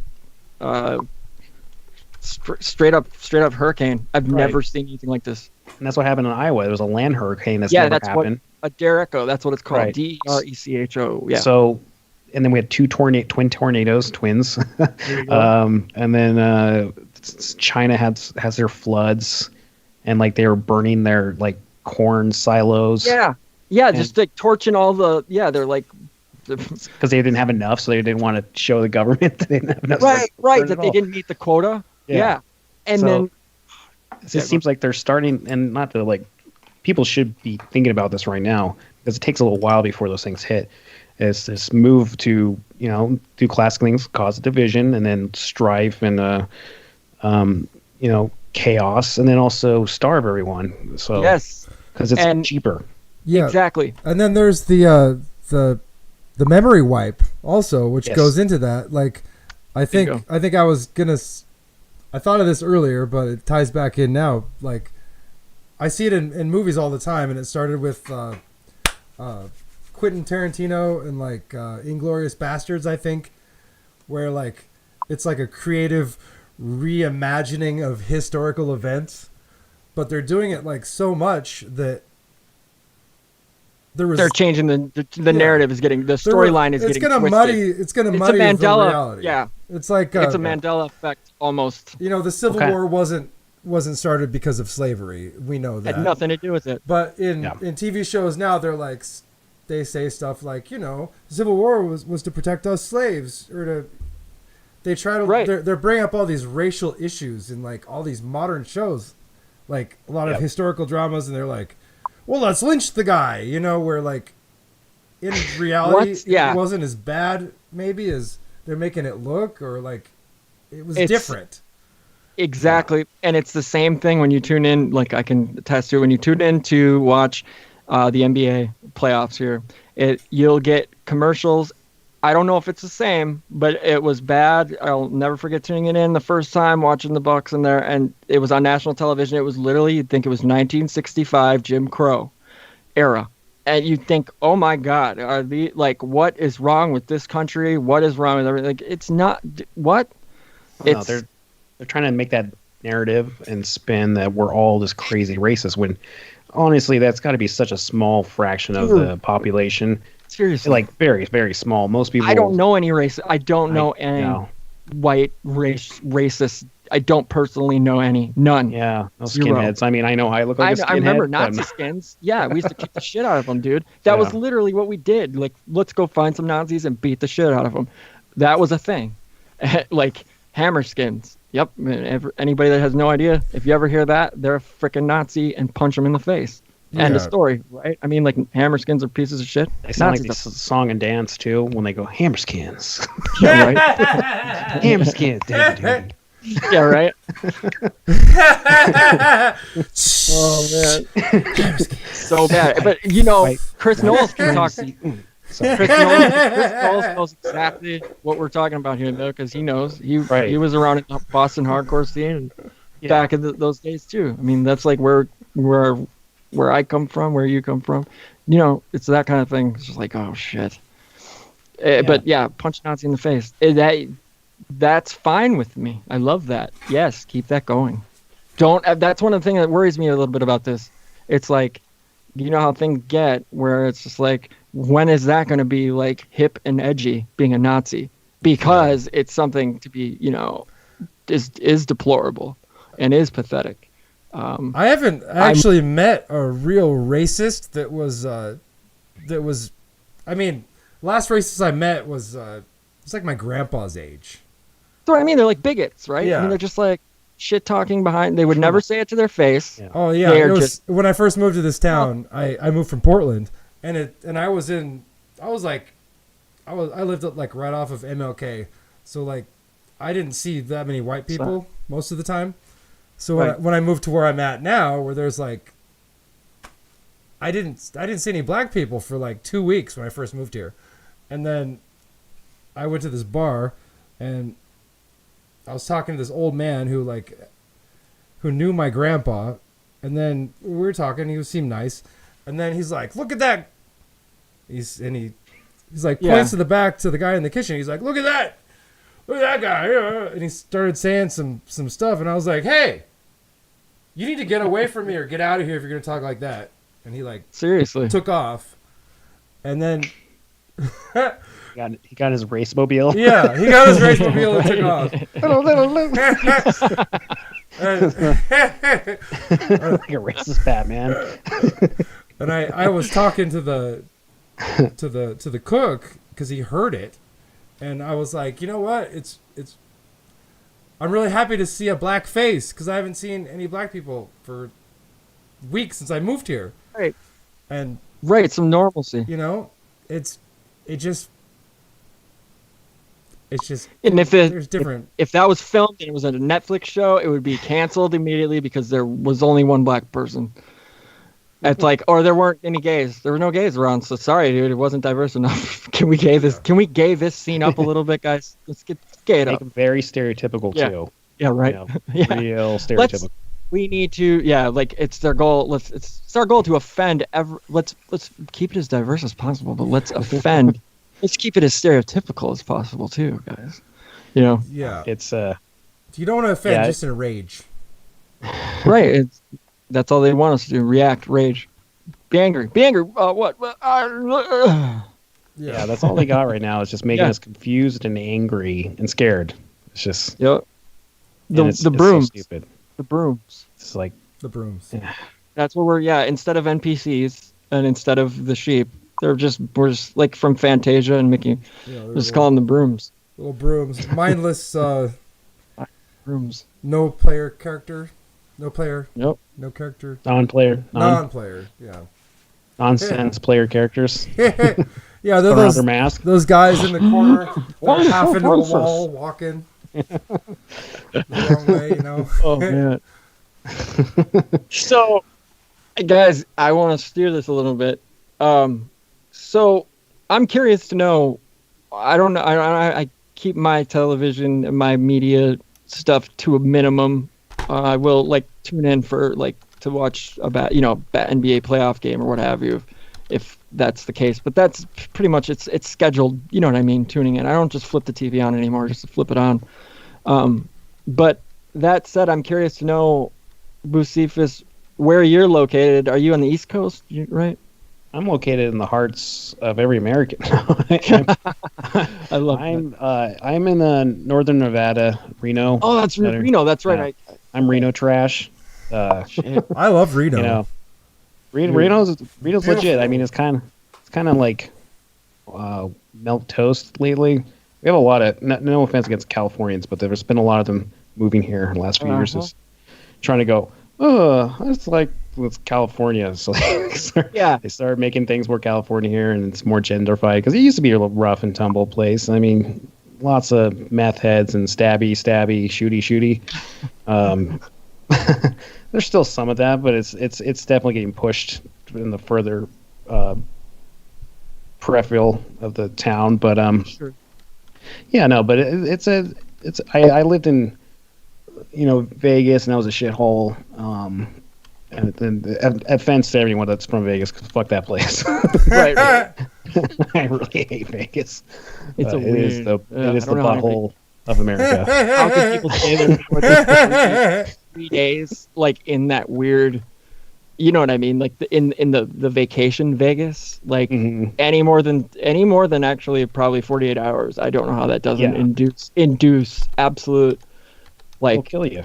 Yeah, absolute. Everyone's horror. a hustler there, dude. Like even grandmas are hustlers. It's fucking scary. I had my car broken into like 15 times in 2 years. It was nuts. I just left it unlocked eventually. I was like just because I was tired of getting my windows broken and everything. But I also lived in the Bay Area before it got really, really techno bad. Which I loved Oakland. Oakland was great. I lived there. That's what all my friends. Yeah, I've only been through like played shows there and then had to. You know what I mean? Like go on to the next. Only get a little bit of time. Yeah. But but mostly I'm a Renoite. Okay. So I'm curious to know. Well, so like how the Kenosha thing was here compared to there. Like here, it was always like I'm checking in with my people in New York, like Billy. What up, Billy Ray? From the Infinite Fringe and America Unplugged. I check in. We'd always be doing checks because I'm like the Midwest Connect. You know what I mean? Like he's the, obviously the East Coast Bronx in the Bronx, and then out on the West Coast, whatever. We just check in with everybody during when all this was going down, like with the pandemic and what was happening, in each place. And the point was like, I'm just curious to know like how the news reporting on Kenosha was out there. If they were making it look like the entire city was on fire, that kind of thing, or what, or if you took in, because we all take in our media different. Like I was just saying before, we don't just flip the TV on. We're not whatever. But I'm just curious to know what besides the national reporting, because I didn't get much of that. I'm just looking at Twitter. I'm looking at it as it's happening, kind of like, holy shit, this is happening, and it's now in the backyard, and it's not. Hey, Barski. You know what I mean? Yeah. How did you feel about it? What was your opinion of it by what you saw from your perspective? Was it scary? The first thing, obviously, everybody saw. No. The first thing, I didn't have any of that. Neither did anybody around me, like my immediate connections here, family, and blah blah blah. But after seeing I saw the shooting late. Obviously, the Blake character. And obviously I think that's the one everybody saw, the standard one. Yeah. And it looked like he fired 7 shots. It wasn't him firing 7; he fired 4, and then another cop fired 3. Once you saw it from a different, how do you miss those 3 with those like another? That's neither here nor there. The one main one where you saw from the guy's like screen door. I think that's the one everybody saw the most. Yeah. The optics for that were absolutely awful. And no matter what, I'm thinking, I don't care what this dude has on him. I don't see a knife. We didn't see any weapons. We didn't see anything, right? We only just saw him trying to get into his his van, or minivan, or what have you, and then getting popped. Awful. Obviously, no one. That's terrible. Yeah, and the optics are even worse because, dude, I'm thinking, how could this cop be this stupid, right? Like, with the way, just Climate. it's a tinderbox. Yeah, this climate, you've got to do everything you possibly can to de-escalate any of these situations. But granted, we're only seeing a split second of it. Now, then also I snap back into the mode of shit. Is this this cop? I always notice this, and I don't think it's a racism thing with cops, but it does look racist, right? The optics of it look bad. But I think we can all, as white males, guys, this is the most hated, whatever. Anyway, the point is we all can probably look at these white cops and go, okay, this dude clearly hasn't had enough interaction with minorities.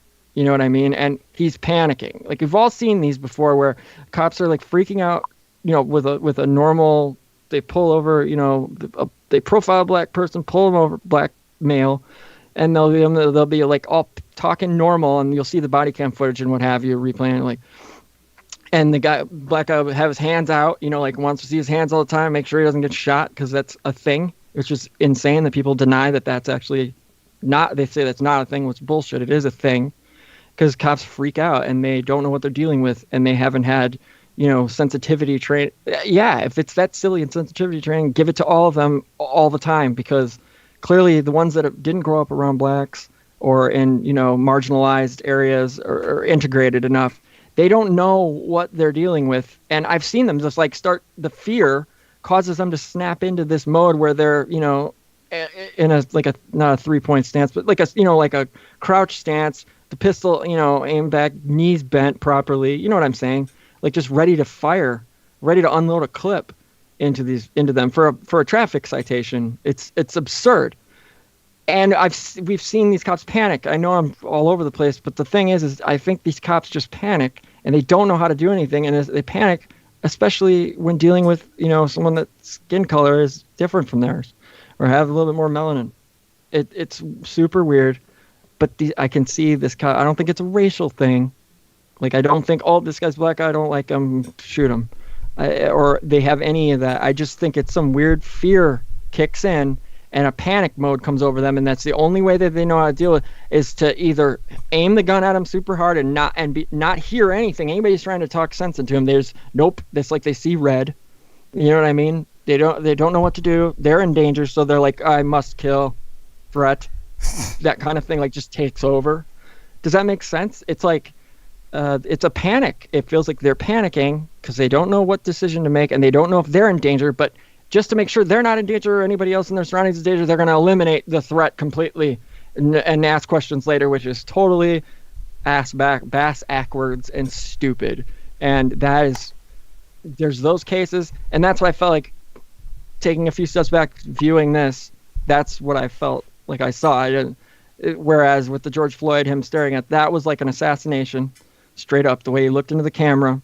After viewing that as many times I viewed it and feeling those gross feelings, seeing 8 minutes, 46 seconds, there was something else there, clearly. Like, that wasn't a racial thing. It could have been part of a racial thing. Like, yeah, I effing hate this dude, and I've hated him for years. Or I can't stand this scumbag piece of shit, blah, blah, blah, blah, blah. You know what I mean? Running through his head while he's staring at the camera to make sure that, yes, this is being captured. Yes, I am this officer killing this person. You know what I mean? And it's on camera. And there you have it. Like, I've never seen anything like that. That was egregious as hell. This shooting was egregious in another manner. But either way, it's unacceptable and wrong. But it's, once again, it's just, it's racism. It's that black and white. Well, it's fucking not. It's not a racist thing at all. Y'all just skewed it that way because that's the lens we're viewing everything through these days. And that's it. It's nothing more, nothing less. It's a horrible, tragic situation. And, 3 kids in the car, apparently. What are you doing shooting? What are you doing shooting? How did this guy miss? Why is nobody talking about where did those other 3 bullets go? Yeah. And you know what I mean? How do you miss 3 times? And then 18. I'm still baffled. Yeah, fall for real. Makes Shot at the feet. Yeah. right? Yeah. Man, Yeah. but I know that was super long-winded and obnoxious, but how I viewed it was not racially, but I could easily see how, yeah, you can spin it that way because that's how everything's being spun right now. So,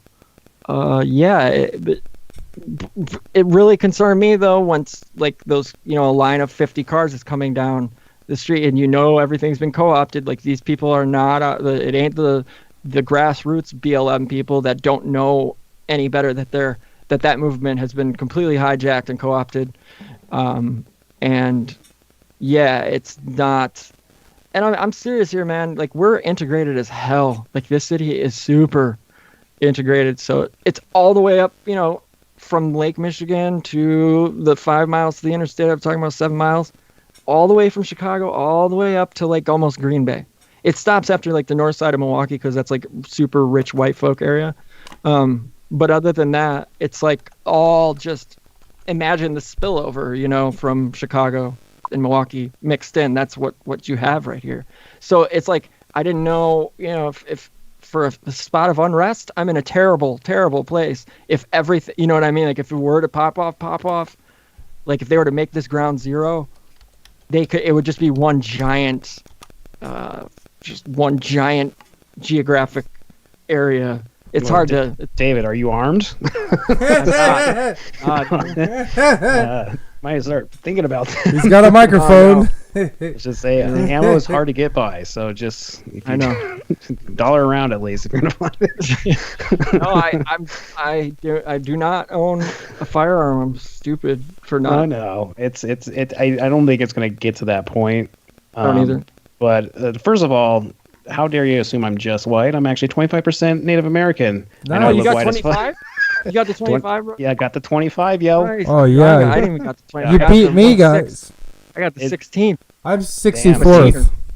It's just the white genes that just take over the native. So, Yeah. well, it's just... And I got Cherokee. No joke. Cherokee D. What up? Well, I'm Blackfoot. Blackfeet. Blackfoot? Blackfeet. So Are you guys really lying? Who's what? Yeah, no, I'm not lying. No, okay. My grandmother was full blood native. Really? So, yeah. Wait, what? Yeah. What? Tribe? I don't remember the name of the tribe off my top of my head because I wasn't really close to her, but I know they were killed off. That's the only thing she told me. She said that they were warred out. They didn't like settling, I guess. Shit. If I could, I know. Do you know what? I don't mean to put you on the spot like that. I'm sorry. Like whereabouts in the country? Like, so New Mexico. So like if we're talking like Navajo, we're talking could be like Ute. It was a very strange name. I can't remember off the top of my head. Like I said, they were a bit estranged. So I may have saw her like 7 times because one of my father was kind of out of my life for a large portion of time, and that's his mother. Okay. But I'm still actually right now trying to get info on that genealogy, because the whole thing about ancestral magic, kind of like getting into your roots, I've been interested in. But anyways, I was mostly just selling out to the digital database. I totally I've get got it. a side note for you there. If you're Navajo, I have a friend who's Navajo, and the story is from his family that they are the Egyptians. The Navajo, the Egyptians came over here during the whole, or the same people that are the Egyptians. I don't know if it was from Atlantis or something, but because they were seafaring, and like there's that whole thing about the Grand Canyon had like Asian or like Egyptian artifacts and stuff. And I think you can make or even just the what do you call them? The Siberian tribes. They're very native. Like there's a lot of similarities. So I know exactly. I know what you're talking about. Right. There's crossover for sure. But I didn't mean to go on a tangent there. But like I look very more so white. Yeah, we all. I like to play that card when I can. I'm like, how dare you? 25%. Yeah, that you can play 25%. Yeah, you can get money from I think I can get land. You totally can. My cousin get land, and they would like hate me. They're like, "What's this white boy doing here?" And I'm like, "Hey man, let's smoke some pinners and fucking drink." Yeah. See, it's funny. Like, I gotta be really careful. I do have to be kind of careful, I think. saying what I'm about to say. So my cousin, he got tested back before all the DNA nonsense was available to see exactly how much Cherokee we were. And I'll let him get chalked up. We found we were like a 16th, right? But it was enough where I could found out, I can go down to Oklahoma and live there and have, whatever. Whatever. That's not what I'm trying to do. Yeah. You're in the range there. He bit the bullet. Yeah. And, well, we can smell our own, dude. That's why we're all here. I'm 164th. It's my great, or maybe there's one more great, but it's my grandmother on my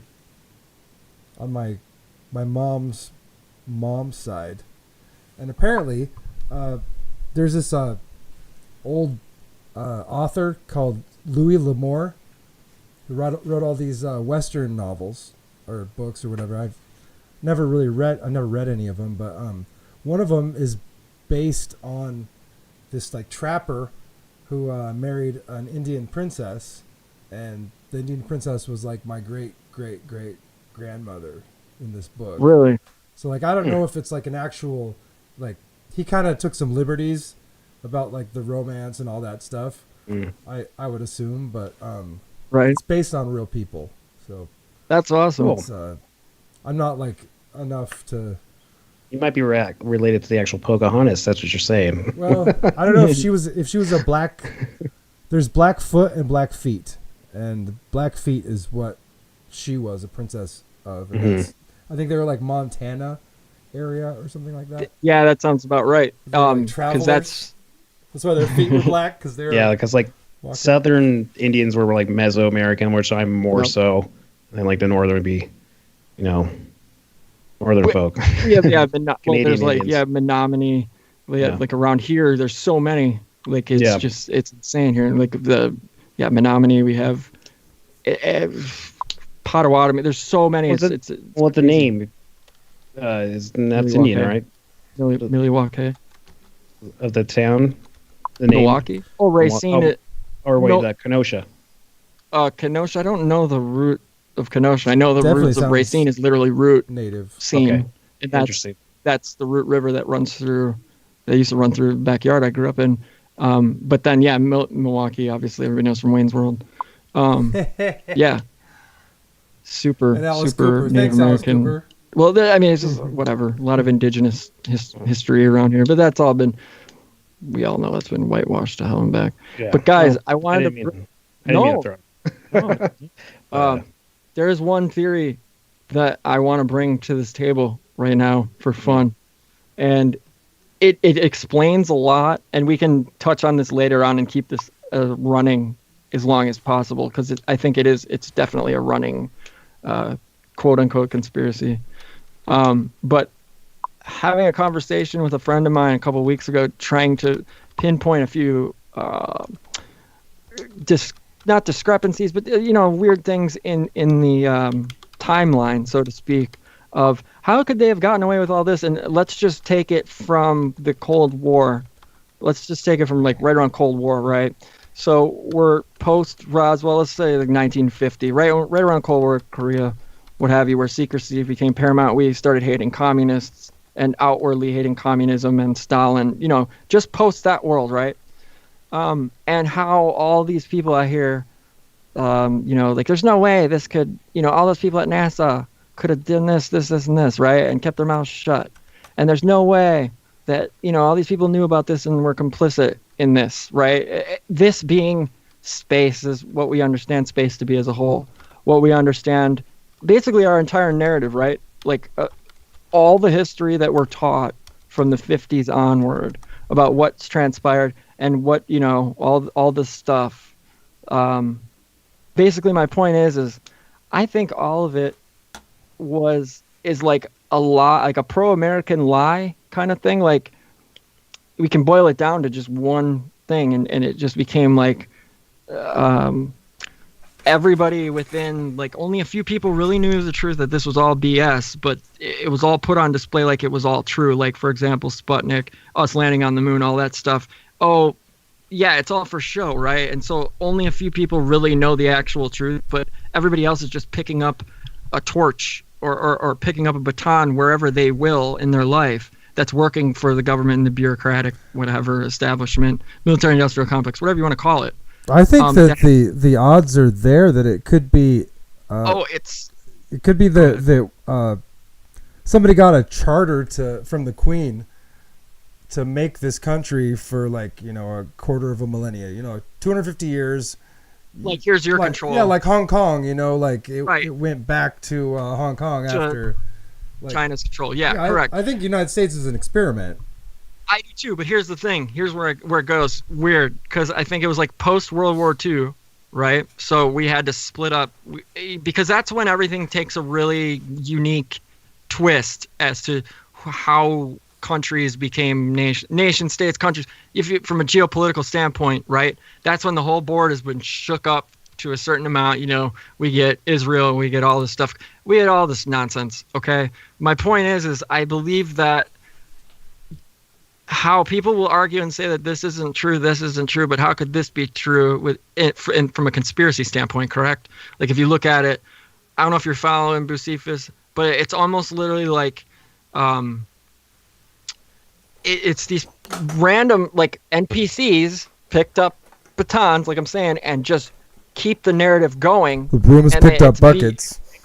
It's exactly the brooms decided to pick up buckets thinking they were going to sop water into them or what have you, but nope, it's wrong.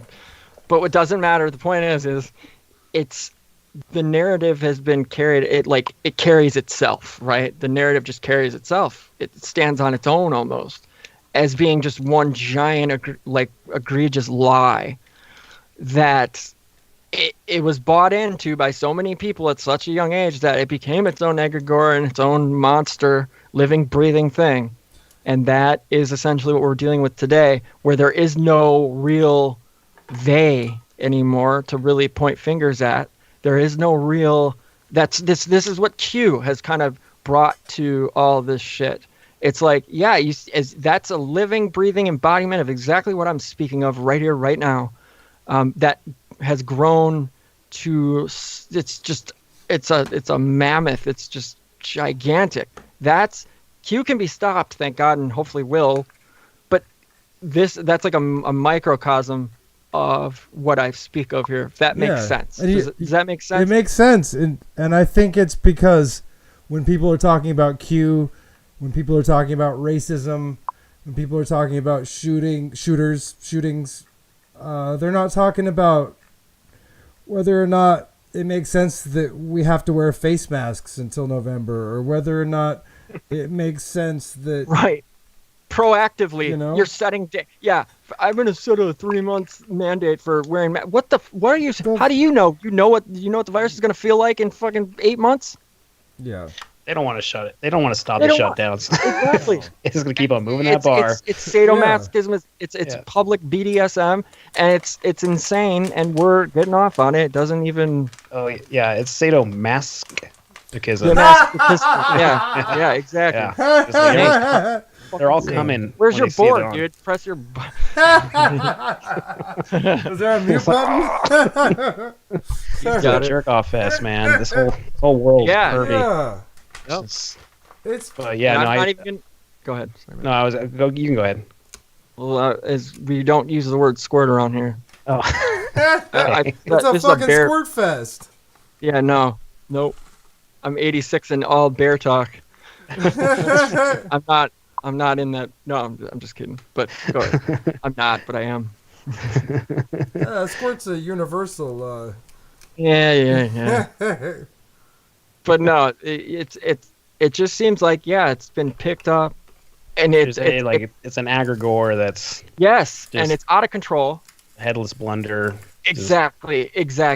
That's the only thing that can make this much sense, because it's like I've broken this down with like friends that are like scholars, that like a couple credits away from getting their doctorates. You know what I mean? I'm like, Steve, that guy's what smart. do you think of that? What do you think? Right, from India. No, like I'll bring a few like conspiracy du jour topics to him, and he'll just like, Barski, I'm into ancient Rome. You're into this. I'm like, okay, valid point. But still, how do you blah, blah, blah? And I'll show them a few things. Like, there's documents to back up this being something. You know what I mean? This is tangible. We have evidence of this being this, right?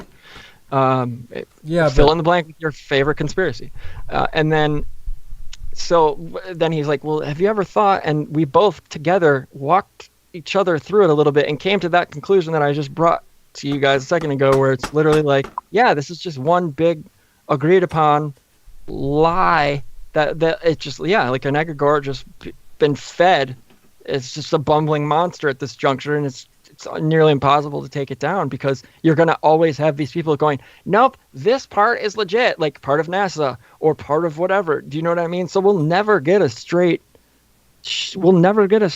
answer on this one. It's been mucked up and just mired in shit that we will never be able to actually get that diamond of truth out of it. But I think we've been able to, over the years, I think people have been able to dig into that muck and mire and pull out a lot of truth. I don't know if that's even the right word.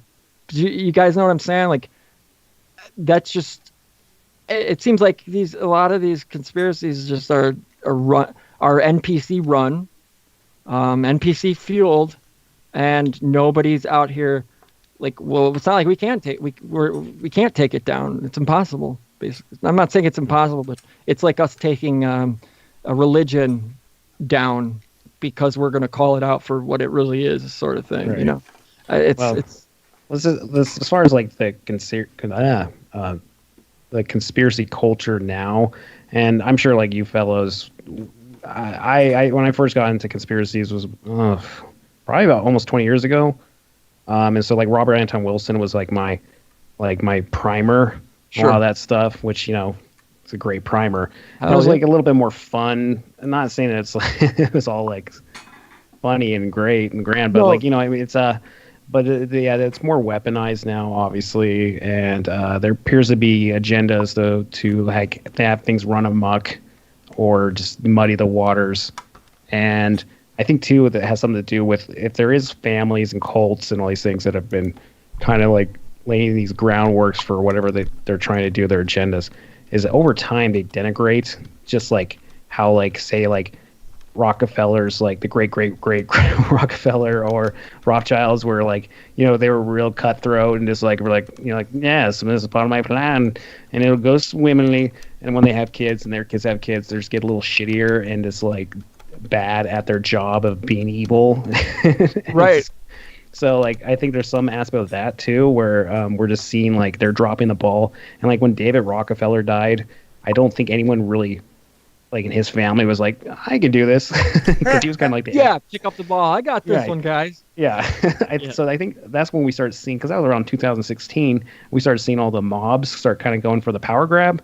Yep. And I think that's where we're kind of at right now, where we're seeing some of that, the mobby whoever's, I don't know if it's Rome and there's like some Rothschild and whatever. But yeah, I don't know if I was making a sense of there, but yeah, it does seem like it's just so crazy, and the internet also fuels a lot of this, and just like whatever the human animal aggregore is, the consciousness of our whole being is starting to mutate into something else, because we're kind of like integrating with technology in a way, which I know like the technocrats want that. They want that. Yeah, it's like when we lose our phone, it feels like, oh shit, there goes my left pinky finger. Yeah, and we're having this struggle with like human us, and then like this new techno guy. I don't know where I was going with this, but it's just we're just in a very interesting times, trajectory, and I feel like more reaching back into more analog, real experiences are going to help us a lot. I've been trying to do that more so myself, and sometimes I fail. But we started gardening recently, sure. And that just like even just having conversations like this helps, not just texting. Exactly.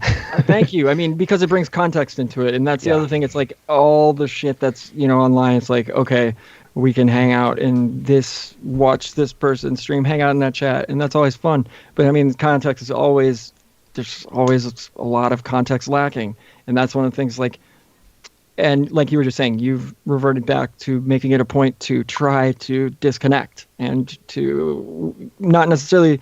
I'm not going to put words in your mouth or ideas or what have you, but I'm assuming to reconnect with something, connect with the earth or connect, what have you, all the things you can benefit from. But not in an annoying hippie way, just like right, exactly, just like in a real way that we can sure a little dirt on the fingers and stuff. Exactly, and that's it's. But we also have the benefit of reflecting back onto growing up without this shit because we didn't have. We're the weird ass, like the last generation that kind of got. We are the last fucking generation. We're Gen I last tail end of Gen X. Yeah, we're like cuspers. I like to call them Gen X cuspers. So we're the old millennial, but the cusp. Exactly. Like too old to be a millennial. I cannot relate to the millennial, any of that. Honestly, it just feels wrong and weird. But like also, we did not have social media in high school. We had the internet. We had Prodigy and America Online, and we had message boards. Yes, and our 56K and our 28.8 modems. We had all of that, and we had. But it's not like we had to make sure that we had I can't remember the name of the service providers back then, the ISPs. And then when cable modems came, when Roadrunner and Time Warner, I'll never forget, that was great. I had that like in 99, 2000. I remember getting that right away. Yeah, it was worth every penny. Remember that? Like Napster? What's that? Yeah. Oh, Napster? We're the last generation, literally. Before the takeover. Or the whole tech takeover. Like, we didn't have this shit in high school. We had Prodigy and AOL. I had a pager. I had a pager too. I was gonna say pagers were like the coolest thing when I was a kid. Yep. 911. It's like, that kid totally sells drugs. That's what we always thought. Yeah. And being in a touring band when I was 17, like my mom, that was a big deal. Like I was the only member of the band. Like I was the cell phone essentially. Like so I had the Primeco. I remember it was a Primeco phone or what have you. I think it was pre-Verizon, and it had it was like a fat phone, whatever, and I'd like pass it around because this was like we're all out now, so everybody call your parents or whatever you got to do because 1996, 98, I was 81 kid, so it was like 98, yep.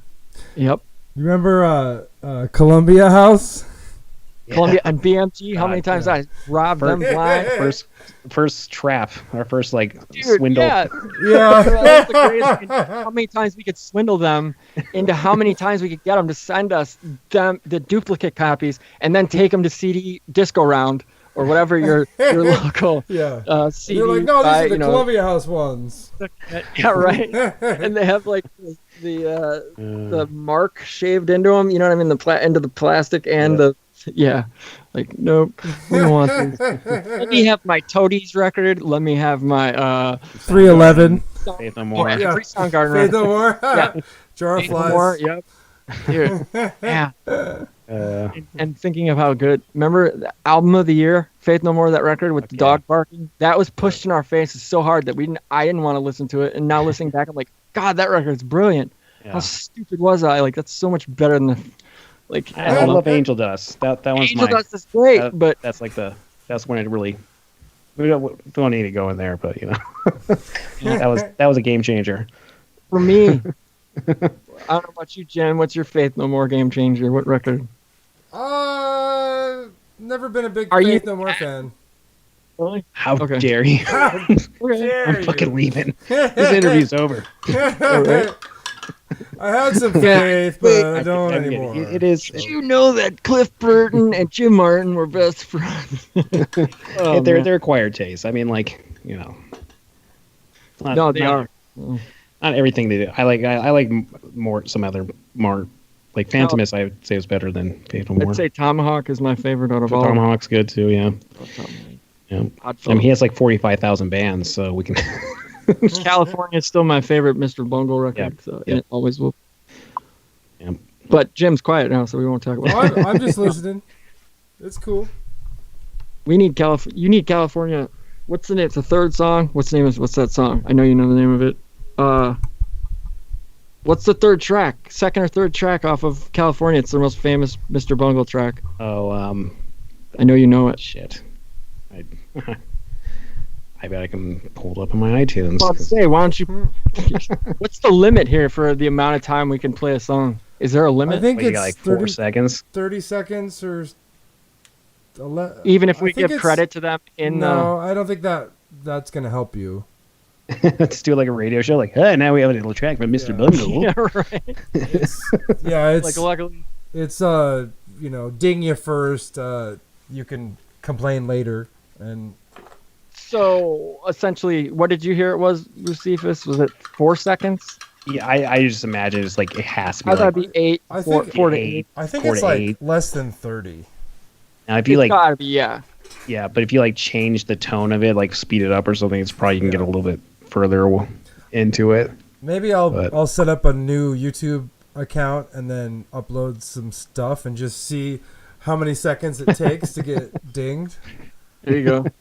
Don't get yourself some strikes. Yeah, seems like a lot of work, but totally worth it. Oh man, so I was gonna ask you, did you look at that article about this EMP thing that they're? What? Actually, we should share this. Can we Yeah. share this in the I mean, it's not even like a huge. No, like, it's straight big White deal. House What are you- document. what are you It's talking straight up about? here. I'm giving it to you right now, Jim. We need to get this up on the screen so everybody Well, in the. Can you screen see. share one of VL? Yeah. Let me get I'll it move here. my picture. Here we go. Good It's old directly- Homeland Security. It's Thanks, directly 9/11. from home. Yes, I'll screen share right now. Hopefully this works. Here we 9/11. go. Okay, guys. Yeah, this is direct from Department of Homeland Security. It is. Here we go, and we are sharing it now. Hopefully this is live. Entire Okay. screen. All right. Cool. Let me move out of the way here. Is that? That's okay. Oh, sorry. Make it bigger. I'll get smaller. There we go. Okay. Does someone want to read it? Should I read it? Who wants to read it? You can just like even just go in the first like paragraph. You don't have to go any further. It's not like All really. right. So we have this is from the Department of Homeland Security, straight from the White House, or the Pentagon, the masters. The headline is DHS combats potential electromagnetic pulse EMP attack. This is from September 3rd, 2020. It says the U.S. Department of Homeland Security, which is the DHS, continues to prepare against ever-evolving threats against the American homeland.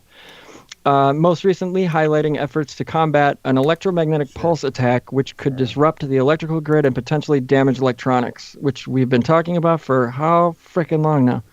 Today, the department is releasing the Electromagnetic Pulse Program Status Report as part of an update on efforts underway in support of Executive Order 13865 on coordinating national resilience to electromagnetic pulses. EO 13865 establishes resilience and security standards for U.S. critical infrastructure as a national priority. EMP weapons have the potential to disrupt unprotected critical infrastructure within the U.S. and could impact millions over large parts of the country, which we all are aware of, right? Everybody listening, I'm sure. Yeah. Okay.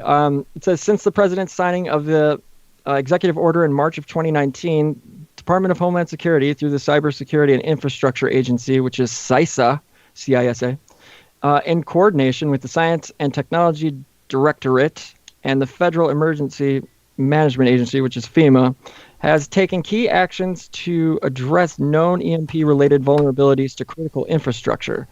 They should have done this, and we all know decades so ago. long. Yeah, it's ridiculous. This And they is could have. really They have the late. money.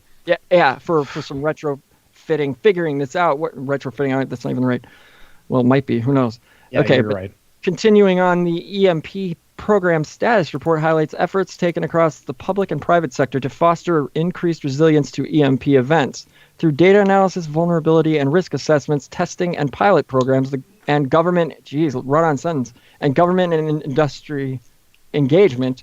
The department is identifying critical infrastructure and associated functions that are at greatest risk from an EMP and developing and implementing best practices to reduce the risk.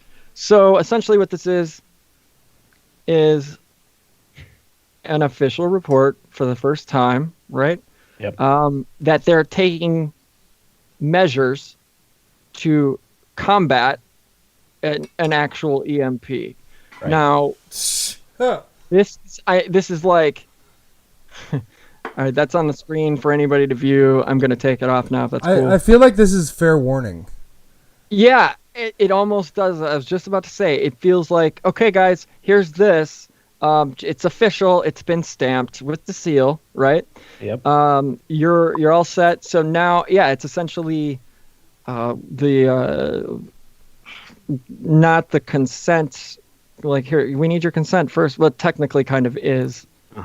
But I don't. Really, how do you put? What would you? Yeah. Well, they were floating what I was seeing like on Twitter and whatnot, that they were like floating that this is going to be something from China doing, and they're kind of stroking that little war chest, just like, yeah, right. They just to get that China going. Yeah. And of course, I mean, yeah, why wouldn't they want to do that? We obviously are at a war with them right now. It's not completely hot with bullets yet, but also they're just like, oh, this is going to happen around election time. And this kind of goes with like what Knowles has been saying lately about that he doesn't think there's going to be an election.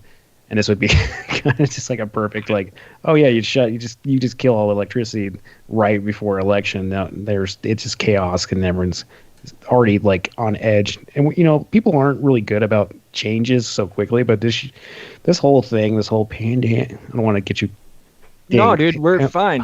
I mean, you call it what?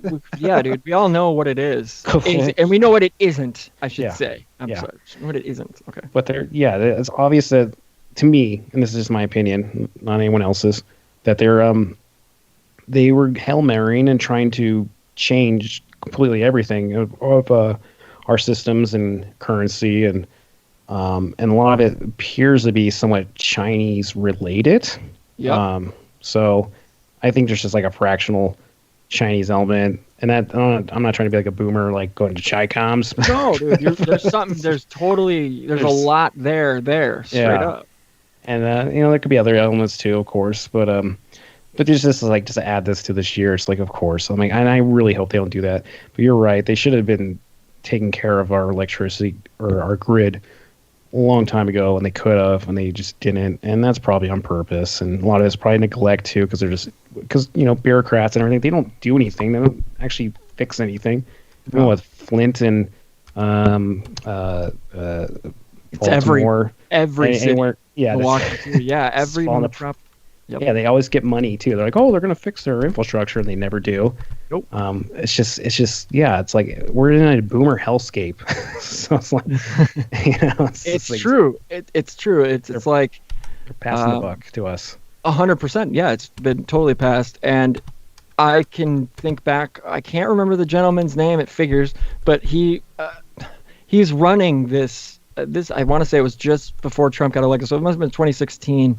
I remember he's been on Coast to Coast a million times, talking about the only person that was taking this, like lobbying for it. I can't remember what the gentleman's name was, but he's been lobbying for this piece to come, at least for something like this to be acknowledged by the office of the president. You know what I mean? Like basically this DHS report essentially, and been, screw it. I'm going to actually look up this guy's name because he deserves credit because he's been talking about this for so long, and nobody's done shit about it. So I'm going to look it up real quick. Yeah. No, the power industry is just real shifty, and they're a mob. I mean, they have complete options when you get your power. They set the price and how you're going to get it. Like here in Nevada, I just found out because like the other night, out at like 12 o'clock at night, I just got a text message and a call. It's like, hey, by the way, don't turn on your power really for like 12 hours because we're having a surge in demand. And I come to find out the reason what it was, we were selling our power to California so but they sell for like triple the price. Good Lord. And it's actually Warren Buffett that owns that company, and it's just all just what they do. But I don't want to cut you off, but I got the gentleman's name. It's history professor William Fortune. Forstchen, and he's been studying the dangers of EMPs for a long time. Isn't it weird? His name's Fortune. Yeah, it's totally, yeah. I mean, come on. Of course it is. Just like Dr. Andrew Kaufman. What Yeah. a joke. That guy's a freaking joke, by the way. And that's me speaking. I think that guy's a tool, and he is a tool. But I that's not think a- he might be an agent. Yeah, probably. Regardless, his Something. name's Andy Kaufman. That should give everything you need to know is right there, in my That's- opinion. He's Remember It's- the that's the board- comedian that's that's Kaufman? what I mean. What was his name? That's what I'm talking about. That should say it. Andy Kaufman, That's the right? board. Yeah, that's the board in the face. Are you, And are it's you, are you doing an Kaufman. Andy Kaufman bit right now? Yeah, right. I remember that. That's guy? literally the board in the face. Shout out to James True for that one. That's Sensei hitting you in the face with a board, trying to tell you, yo, there's friggin' in the riggin', period. Yeah, And that dude, and he's on. All of a sudden, he's David Icke, we get it. And then all of a sudden, he's on London Real, and then my homie Billy Ray Valentine cuts him a new one on his show, and dude, brilliant. That's some of the best. So when do we get our? Do we know anyone that can give us Tesla coils? I mean, can we get ahead of this? Can we get our Seriously. own power sources? I mean, what the fuck are we supposed to I do? mean, William Fortune's been. I'm looking at his page on Coast to Coast AM. We're talking December 2013, warning us. I remember this dude has been warning, and saying, y'all pay attention. This is something you need to look into. For 20 years, 20 plus years, he's been working the circuit, the conspiracy paranormal circuit. Yeah, no, it's a real concern, and it's very concerning that they're just throwing this at us right now. It's like, oh, okay, I guess that's what they're going to be doing around election time. Exactly. But God, people just have food that's doesn't perish. That's all I'm going to say. Just Yeah, just and also prepare. that's another thing. Before we, fully sign off here tonight and everything, guys. I know it's been parroted, and I'm gonna I'll start parroting it now because I have never really parroted it. But this food shortage shit, don't be surprised because people have been warning about the food shortage, and it hasn't necessarily punched any of us directly in the face. I'm sure it did back in March a little bit with toilet paper and other things seeing nothing on the shelves. Yeah, that's spooky. But for real, what a lot of these quote unquote experts, people that I legit would pay attention, I'd heed their warnings, are saying you have no idea what's coming. You have no idea the food shortage that's coming is going to be insane, and Learn to make rice into toilet paper. There we That's all go. I can say. There you go. And Tesla coils. And Learn Tesla how to do coils. this. Make bread in your crock pot. You gotta survive. Can you? Can you make bread in a crock pot? I'm sure Well, you could, right? I can't, but people can. So if you, But you have that cookbook you're selling, right? yeah, it's like, here's my cookbook, and it'll tell you all how you can do it. With some here's Yeah. the CBD. Rub some CBD in it. The Dump that in. Just dump it in. Surviving the Apocalypse cookbook. Or something like that. That's a good idea, actually. Yeah. I mean, let's get on this. We need to find some investors, fellas. No joke. Yeah, The food shortages are definitely looking possible more than likely. So people should start thinking about winter crops and things like that. There's ways we can get around it. Everybody's got green lawns in their yards pretty much in America, and it doesn't feed you, it doesn't keep you warm. It just gives you something you have to mow every week. I had an old neighbor who was a landlord. He was from Mexico, and I didn't mow my lawn very much, and so I had all kinds of crazy weeds growing up in my lawn. And he would come over and he'd be like, "Oh, that's mint, and that's natural lettuce. There's all kinds of there's a whole salad of stuff that grows in your yard wild." And No, I have neighbors that just have fruit trees and grapes just growing. They just let it go and just rot. It's like, oh yeah, you're probably gonna not want that. You're probably gonna want to can that right now. It's just fuck, But that's the thing. Is the scarcity is kind of a false absolutely thing, right? I mean, we can get past that. We just need to have more, take more stock and skin of the game because we've kind of grown soft. So, well, scarcity is the magic bullet that makes our consumer culture work. because like you're not gonna pay more for something unless it's unique and scarce. Mm-hmm. So, True. At least with food, we can get around that. I mean, I don't know how to slaughter an animal, but I was thinking about it recently. I'm like, can I do that? Can I slaughter a pig? Yeah, I've You done know, it. Yeah, how this- comfortable are you with guts and entrails? Right. And I'm not personally. I don't think I'm that comfortable yet. But like, I it's- guess if we were starving, people do eat people sometimes when they're hungry. So Exactly. Yeah. If we were forced to, yeah, we I did definitely. animals a lot. it's in the you know. DNA somewhere, Yeah, deep Yeah, and dark. For sure. For sure. But yeah. it does. It Well- does feel pretty good though to harvest your own food. You know, slaughter something and prep the meat. I've done chickens. Yeah. A few times. So it seems like what they want to have us do, which obviously they've been floating this for years, is they want us eating bugs and like weird plant-based, like cancer foods. Yeah, you meats, see how much Snowpiercer. estrogen is in that? Did you see that report? Beyond believe- Meat. Yeah, and what Catherine Austin Fitz was like the first Estrogen one. and what? Props to Catherine Austin Fitz for Yeah. dropping that right away, saying that there was literally like 150 million times the normal amount of estrogen in the Burger King Impossible Whopper or what have you. Yeah, it was from of like soy? Rancher Times to like whatever the New York Rancher Times, whatever the main paper is that they read. That's where it was straight from. So You, Yeah, it's there's- legit. you know, there's Yeah, we got phytoestrogens in like clothes, like modern. A lot of modern fabrics have so many like synthetic materials with plastics and synthetic estrogen sort of compounds that you can even get it by just wearing clothes. that's on purpose, right? They did that. That to makes has sense. to be. Yeah. They this is like engineering, right? They want us all like soy boy femmies. Right. No Or offense. well, yeah, I mean that's where that's the Alex Jones, yeah, like turning frogs gay. Have you seen the Children of man. Men, the movie Children of Men, where Yeah, yep. there's I know some what you're sort of talking about. apocalypse Children of sort Men. of thing Children where of Man. yeah, nobody's had Yeah. a baby for like 25 years or something. It's straight Brave New World. It's straight up like Huxley. That's like It's what the we're moving Huxley towards. wet dream.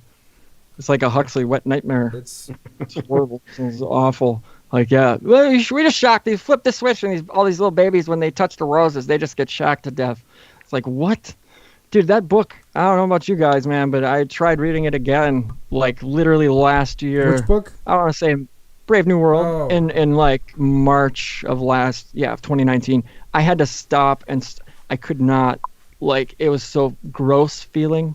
Do you know what I mean? Like, I can't believe I read through this twice before, but now I feel like now that I'm not going to say the word. I refuse to.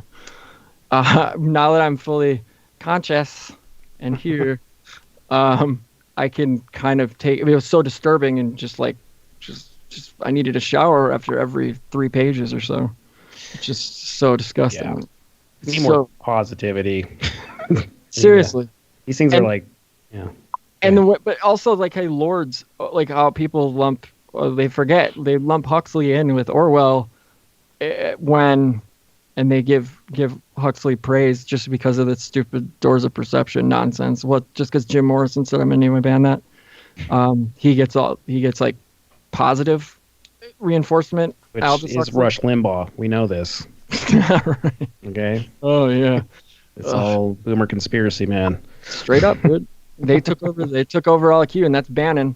I mean, the one person, and I shot him out last time. I swear to God, I'm never shouting him out. No, James True's right about it. The Bannon running, in my opinion, like almost being behind the whole Q thing, because it makes sense. Breitbart was like the first news technical, a news company, if you want to even call them that, whatever, to report on it, and all of this stuff, originates from Breitbart-esque, alt-right kind of levels. You know what I'm saying? Like they're putting it out. It's just disgusting. Yeah, it's straight up WWF stuff. Yeah, And I think there's some of that elements of it, but also there was crap, I can't remember his name. He co-wrote Mind War with Aquino. I've got Kino, whatever. I've got all the books right here, literally. Like he was a general too, and he's like a Are right we wing. oh wait, I know. I think I know. John Alexander. Alexander No. didn't co-write any of those. No, books. no, he was part of in the Pentagon where they were spinning it to the brass. I'm trying to remember his name. Do you gonna want me look to it grab the book? Because I have it right here. Yeah, I you have can it. look and see if it's It's in there. I'm checking. like it wasn't the book Mind War that it was like it was the Pentagon Papers, I believe. Let's see. There's this guy, but it's not him. Oh, Paul E. Valley. It's this guy. Do you want me to send you the link to him? Sure. All right. I just got back. Okay, so I've got Mind War in front of me. Aquino. And by the way, rest in peace, Michael Aquino. I'd never had an issue with this dude. I know there's a lot of craziness, but he's never. Is he dead? I don't know. There's a little suspicious. I'll shout out to Michael Deacon. I know he's probably live right now, but that's my homeboy, and he always is treated. Michael Aquino has always treated him with a lot of respect and been a really nice guy to him. He's not gonna be. I'm just saying. No, he was yeah, I know. Master of Psyops. Why wouldn't he just fake his own death if he needed to? Just saying. No, yeah, Just saying. he's up there though. Yeah, So we gotta leave it open-ended. I sent you a link to that. That this is the guy who also might be involved with the Q operation. Oh, Valelli. Okay. Ellie, yeah. Okay. Yeah. There's also so then there's this, plus there's I think there's like DeFango. That guy's named DeFango online. Who's really familiar with this? You know Lee Veltman? I know the Fango guy, but you've heard. Okay, so John Brisson. We've read the documents. You've heard of him, correct? Yeah. Okay. Lee Veltman and he have been doing tons of research work together, and what was it? I'm trying to think. Blah blah blah. The point is these dudes know who. Besides DeFango, I think one of the other I don't know their names because I don't follow all the different internet or the handles. I don't know all these handles. Yeah. Everyone's got different handles. Why should you? I mean, they're probably losers anyways. But I can't pay them. Yeah. Oh shit, they're gonna fucking dox me, aren't they? Like, how you fucking asshole. Right. No, I mean it just feels. Kidding. It feels weird. It feels like he could definitely be paying. I could see Bannon setting up shop, doing this for a little bit with a couple of his, henchmen, and then being like, okay, this is too much, and branching it off and basically being like, okay, you guys handle it, and sending out a check for, a half a year's pay, and be like, all right, go set up in the middle of a forest in a state park and just get it done from here remotely, so nobody can find you. I think the claim that they are military intelligence is true.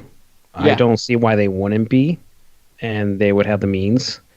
Doesn't necessarily mean they're like the white hats like they're claiming. I don't believe there is anything. I don't believe there's a such thing. Exactly. You know what I mean? I mean, everyone has motives, especially when it comes to the military. I mean, they're not exactly just. They haven't been.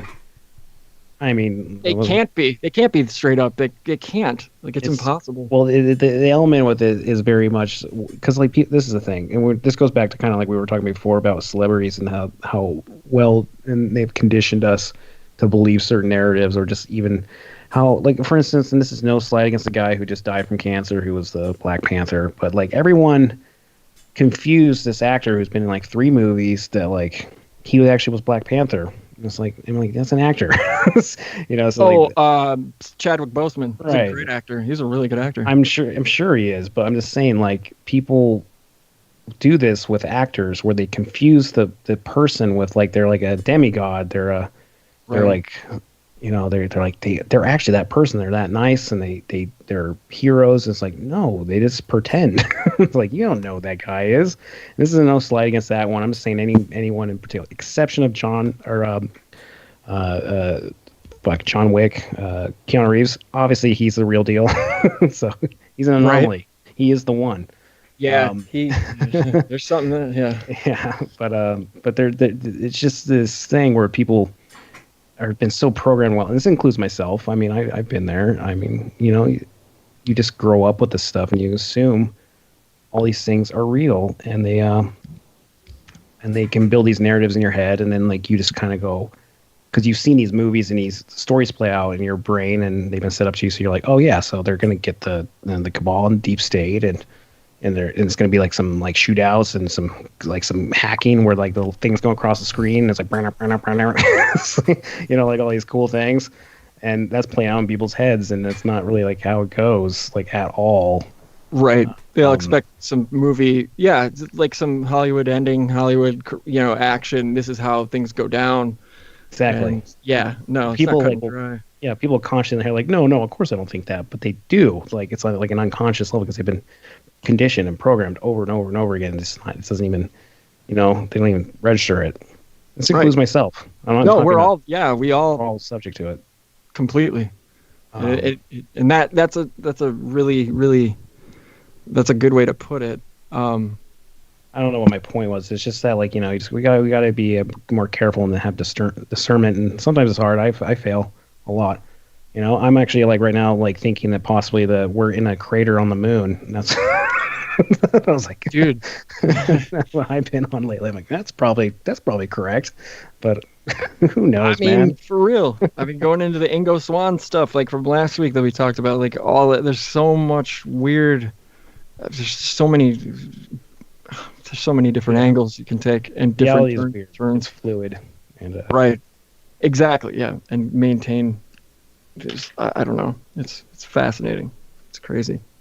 What's that word that Philip K. Dick used to say? I'm trying to remember it. It's a really good way of putting it. I think it's Latin. Shit. Crap. I can't remember something about like gentia, something. I wonder what it. We'd have to look it up. Yeah, it's something about consensus reality, like consensus agentia or something. Oh, I've heard that. You know what I'm talking? Yeah, I said it like at that sci-fi thing he did in France, where he was talking about his experiences with kind of like the Valis stuff. Just experiencing like reality, kind of like. It's a possibility that it's a consensus reality. I mean, that would explain Mandela effect, perhaps. Yes, and the Mandula effect is highly. I've been into the Mandela effect. Nelson Mandela. There's so many. Oh man, a good bit. I think it. Wait, where was it? Trying to find the consensus gentium. Yeah, consensus gentium. That was it. Yes. Yeah. There's, we're all subject to that.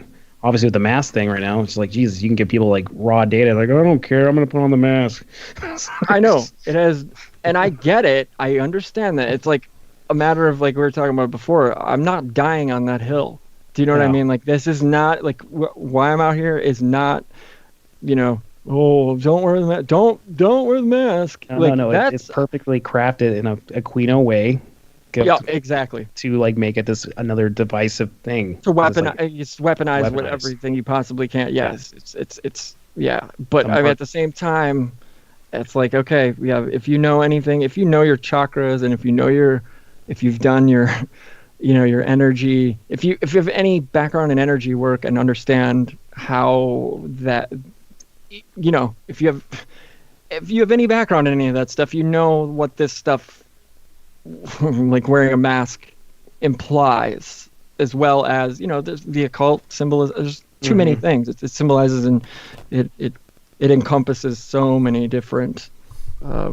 It's grotesque. Yeah, there's a lot to unpack there. So much, and then you get the simple you get like a simpleton kind of thing from a lot of people being like, "Yep, well, it's not good for you," or you don't want to be breathing, like, you're breathing in your own carbon dioxide. It's like, okay, that's just first level, man. What's wrong? yeah, that's like what? Like that's not. Don't bring that. That's weak shit. Don't bring that. Yeah. But no. But yeah, that's not a hill. Anybody, like, if you want to go ahead and sacrifice yourself on that hill. Have fun. As Bane said, we are initiated. Exactly. We are initiated. Yeah. That's exactly what it is. You know, it's, we're being initiated into the brave new world of stupid whatever. I don't know. I just want to have a Tesla coil and grow my food, have guns, and we all just chill and be happy. We don't have to.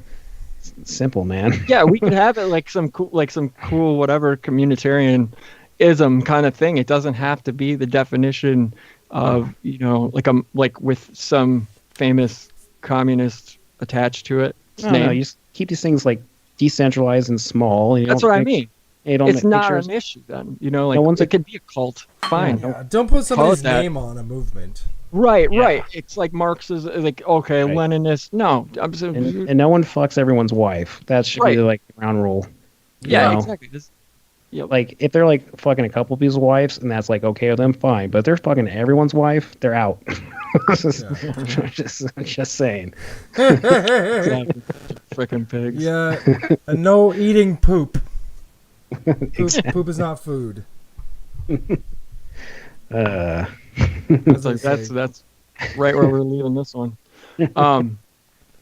No shit. How long have we written on for? How long, guys? 2 hours. I got something with you for 2. About earlier. We were talking about that guy Jacob Blake, I think is his name. Oh yeah.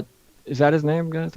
I'm terrible. Yeah. I often look into the meaning of names just to.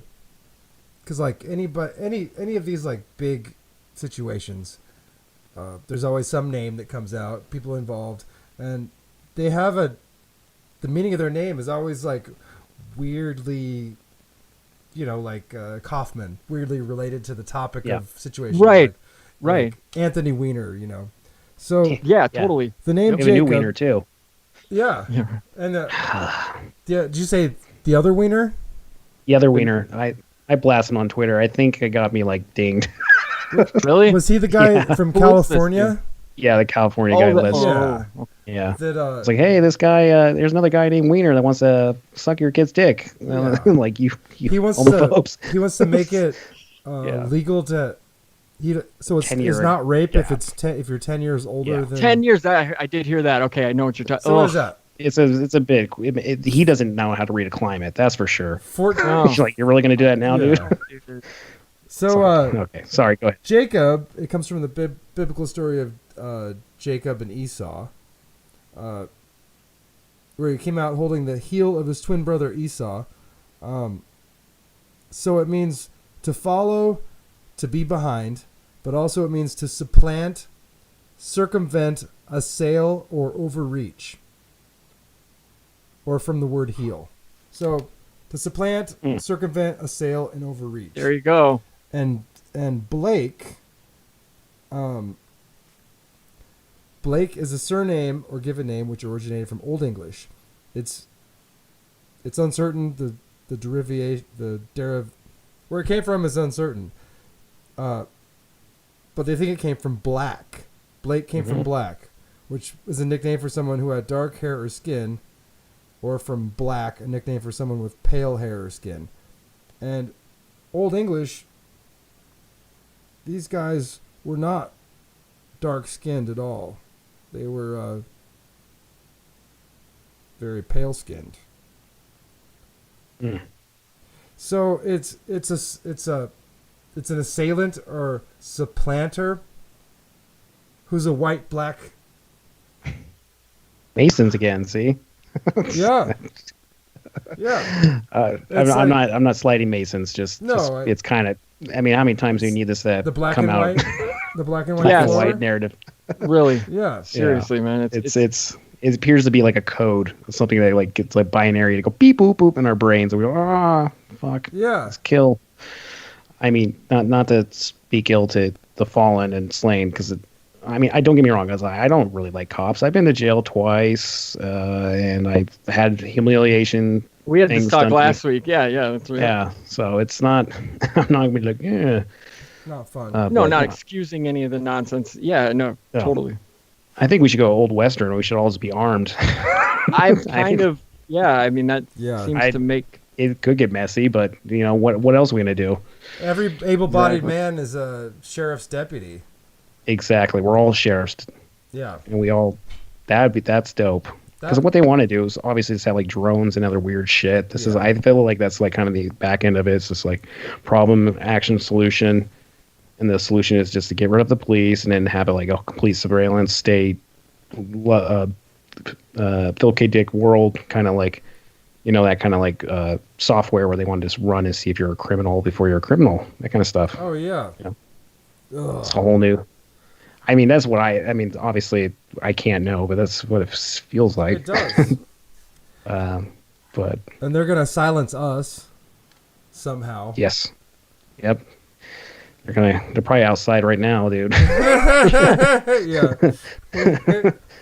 I think so. Guy in a trench coat just like staring right behind you, Jim, just and then,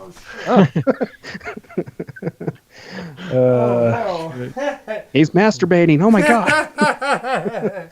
I mean, this is all it comes down to. They just want more masturbation material. I mean, it's What else are Just you we're gonna do?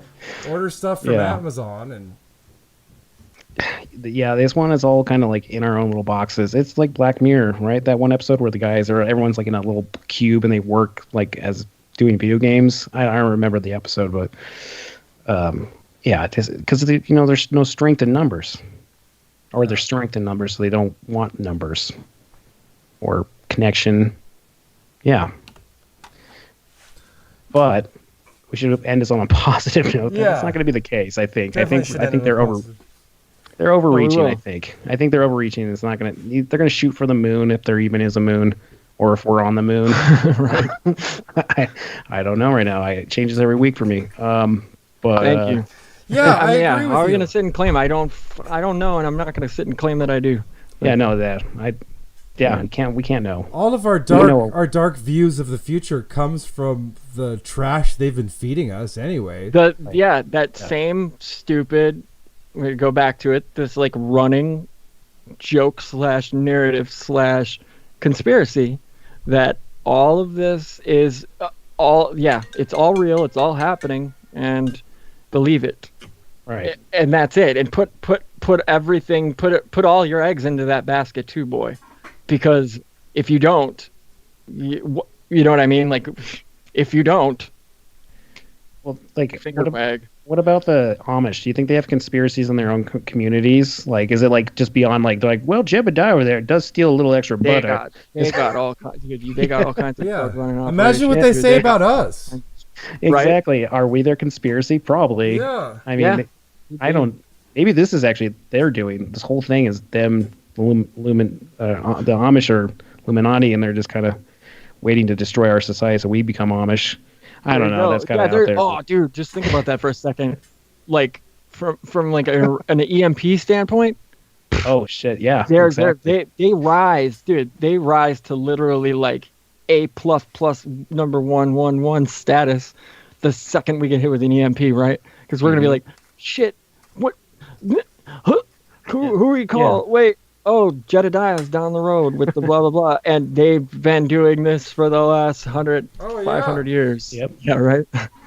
So Yeah, dude. they're A number one, dude. They Oh. just shot up the food chain so fast, dude. Yeah. They're- Well, and big. You know, we'll be on their fields working. Yeah. Right? The I apex know plowsman. That's a good note to sign off on. Let's get to work in these Amish fields, guys. Yep. Until next week. Yeah. You raise my barn, I'll raise yours. That's beautiful. Oh, It really shit. is. That's good. Yeah. All right, so let's call it. We're at like 3 hours here, guys. That was fun. Thank you, Booseephus, for hanging Hey. out. I had a And- lot of fun, guys. Thank you Dude. for having me on. Yeah. No, thanks for hanging out. And let's You're definitely keep you welcome regular. back here. Yeah, Heck for real. dude. Yeah. Bring whatever to the table. We'll bring all this stuff to the table. We'll chat throughout the week. Yeah, we'll figure it out. Talks out, blocks out, something like that. All day, all night. That's right. Coronavirus! Oh, now you're ding, dude. Hey, you got a spectacular vernacular. Demonetized. Yeah, All right, thank gentlemen. you. I appreciate it. Oh, thank you, buddy.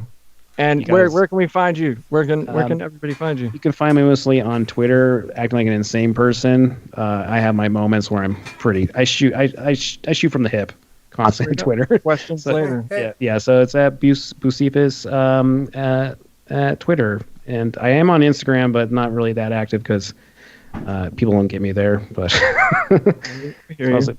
yeah, I'm mostly there. I am working on because I did have a podcast, so I'm working kind of on something to do more video. So maybe I'll even have you guys join me on that too if I get that going. I've had a lot of problems lately, but That would be great. just yeah. So that's I think we need to try to put some more positivity in the world, and it's For sure.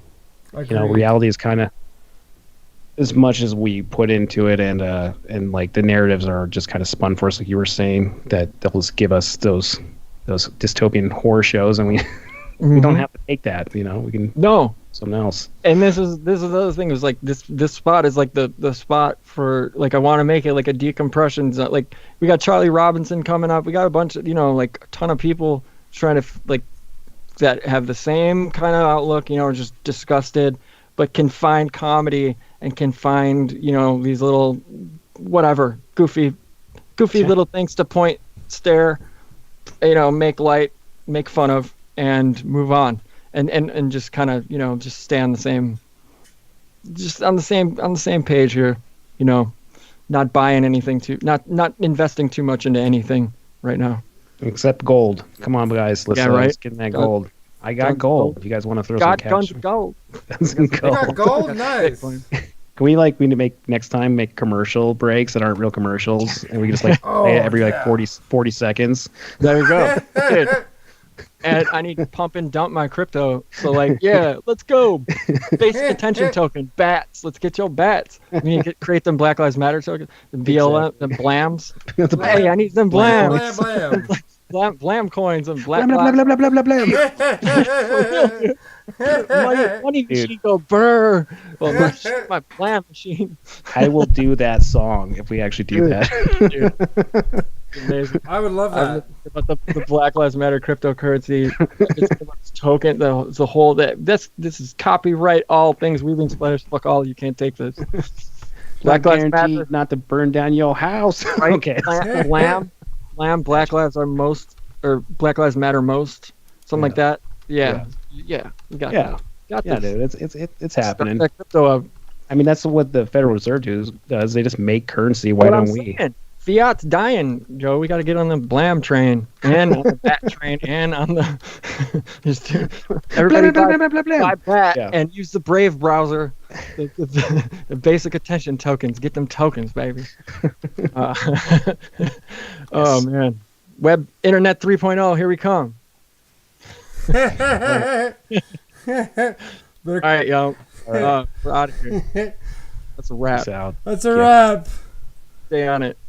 Thank you Kill all. it. Kill it, Jim. Kill it. Put a knife in it. Kill it. Da da da da da da da. Kill it. Did you kill it? Da da da. Until next week, you guys. All right. Did you kill it? No. We Don't dead? kill. Don't kill the Skype scream.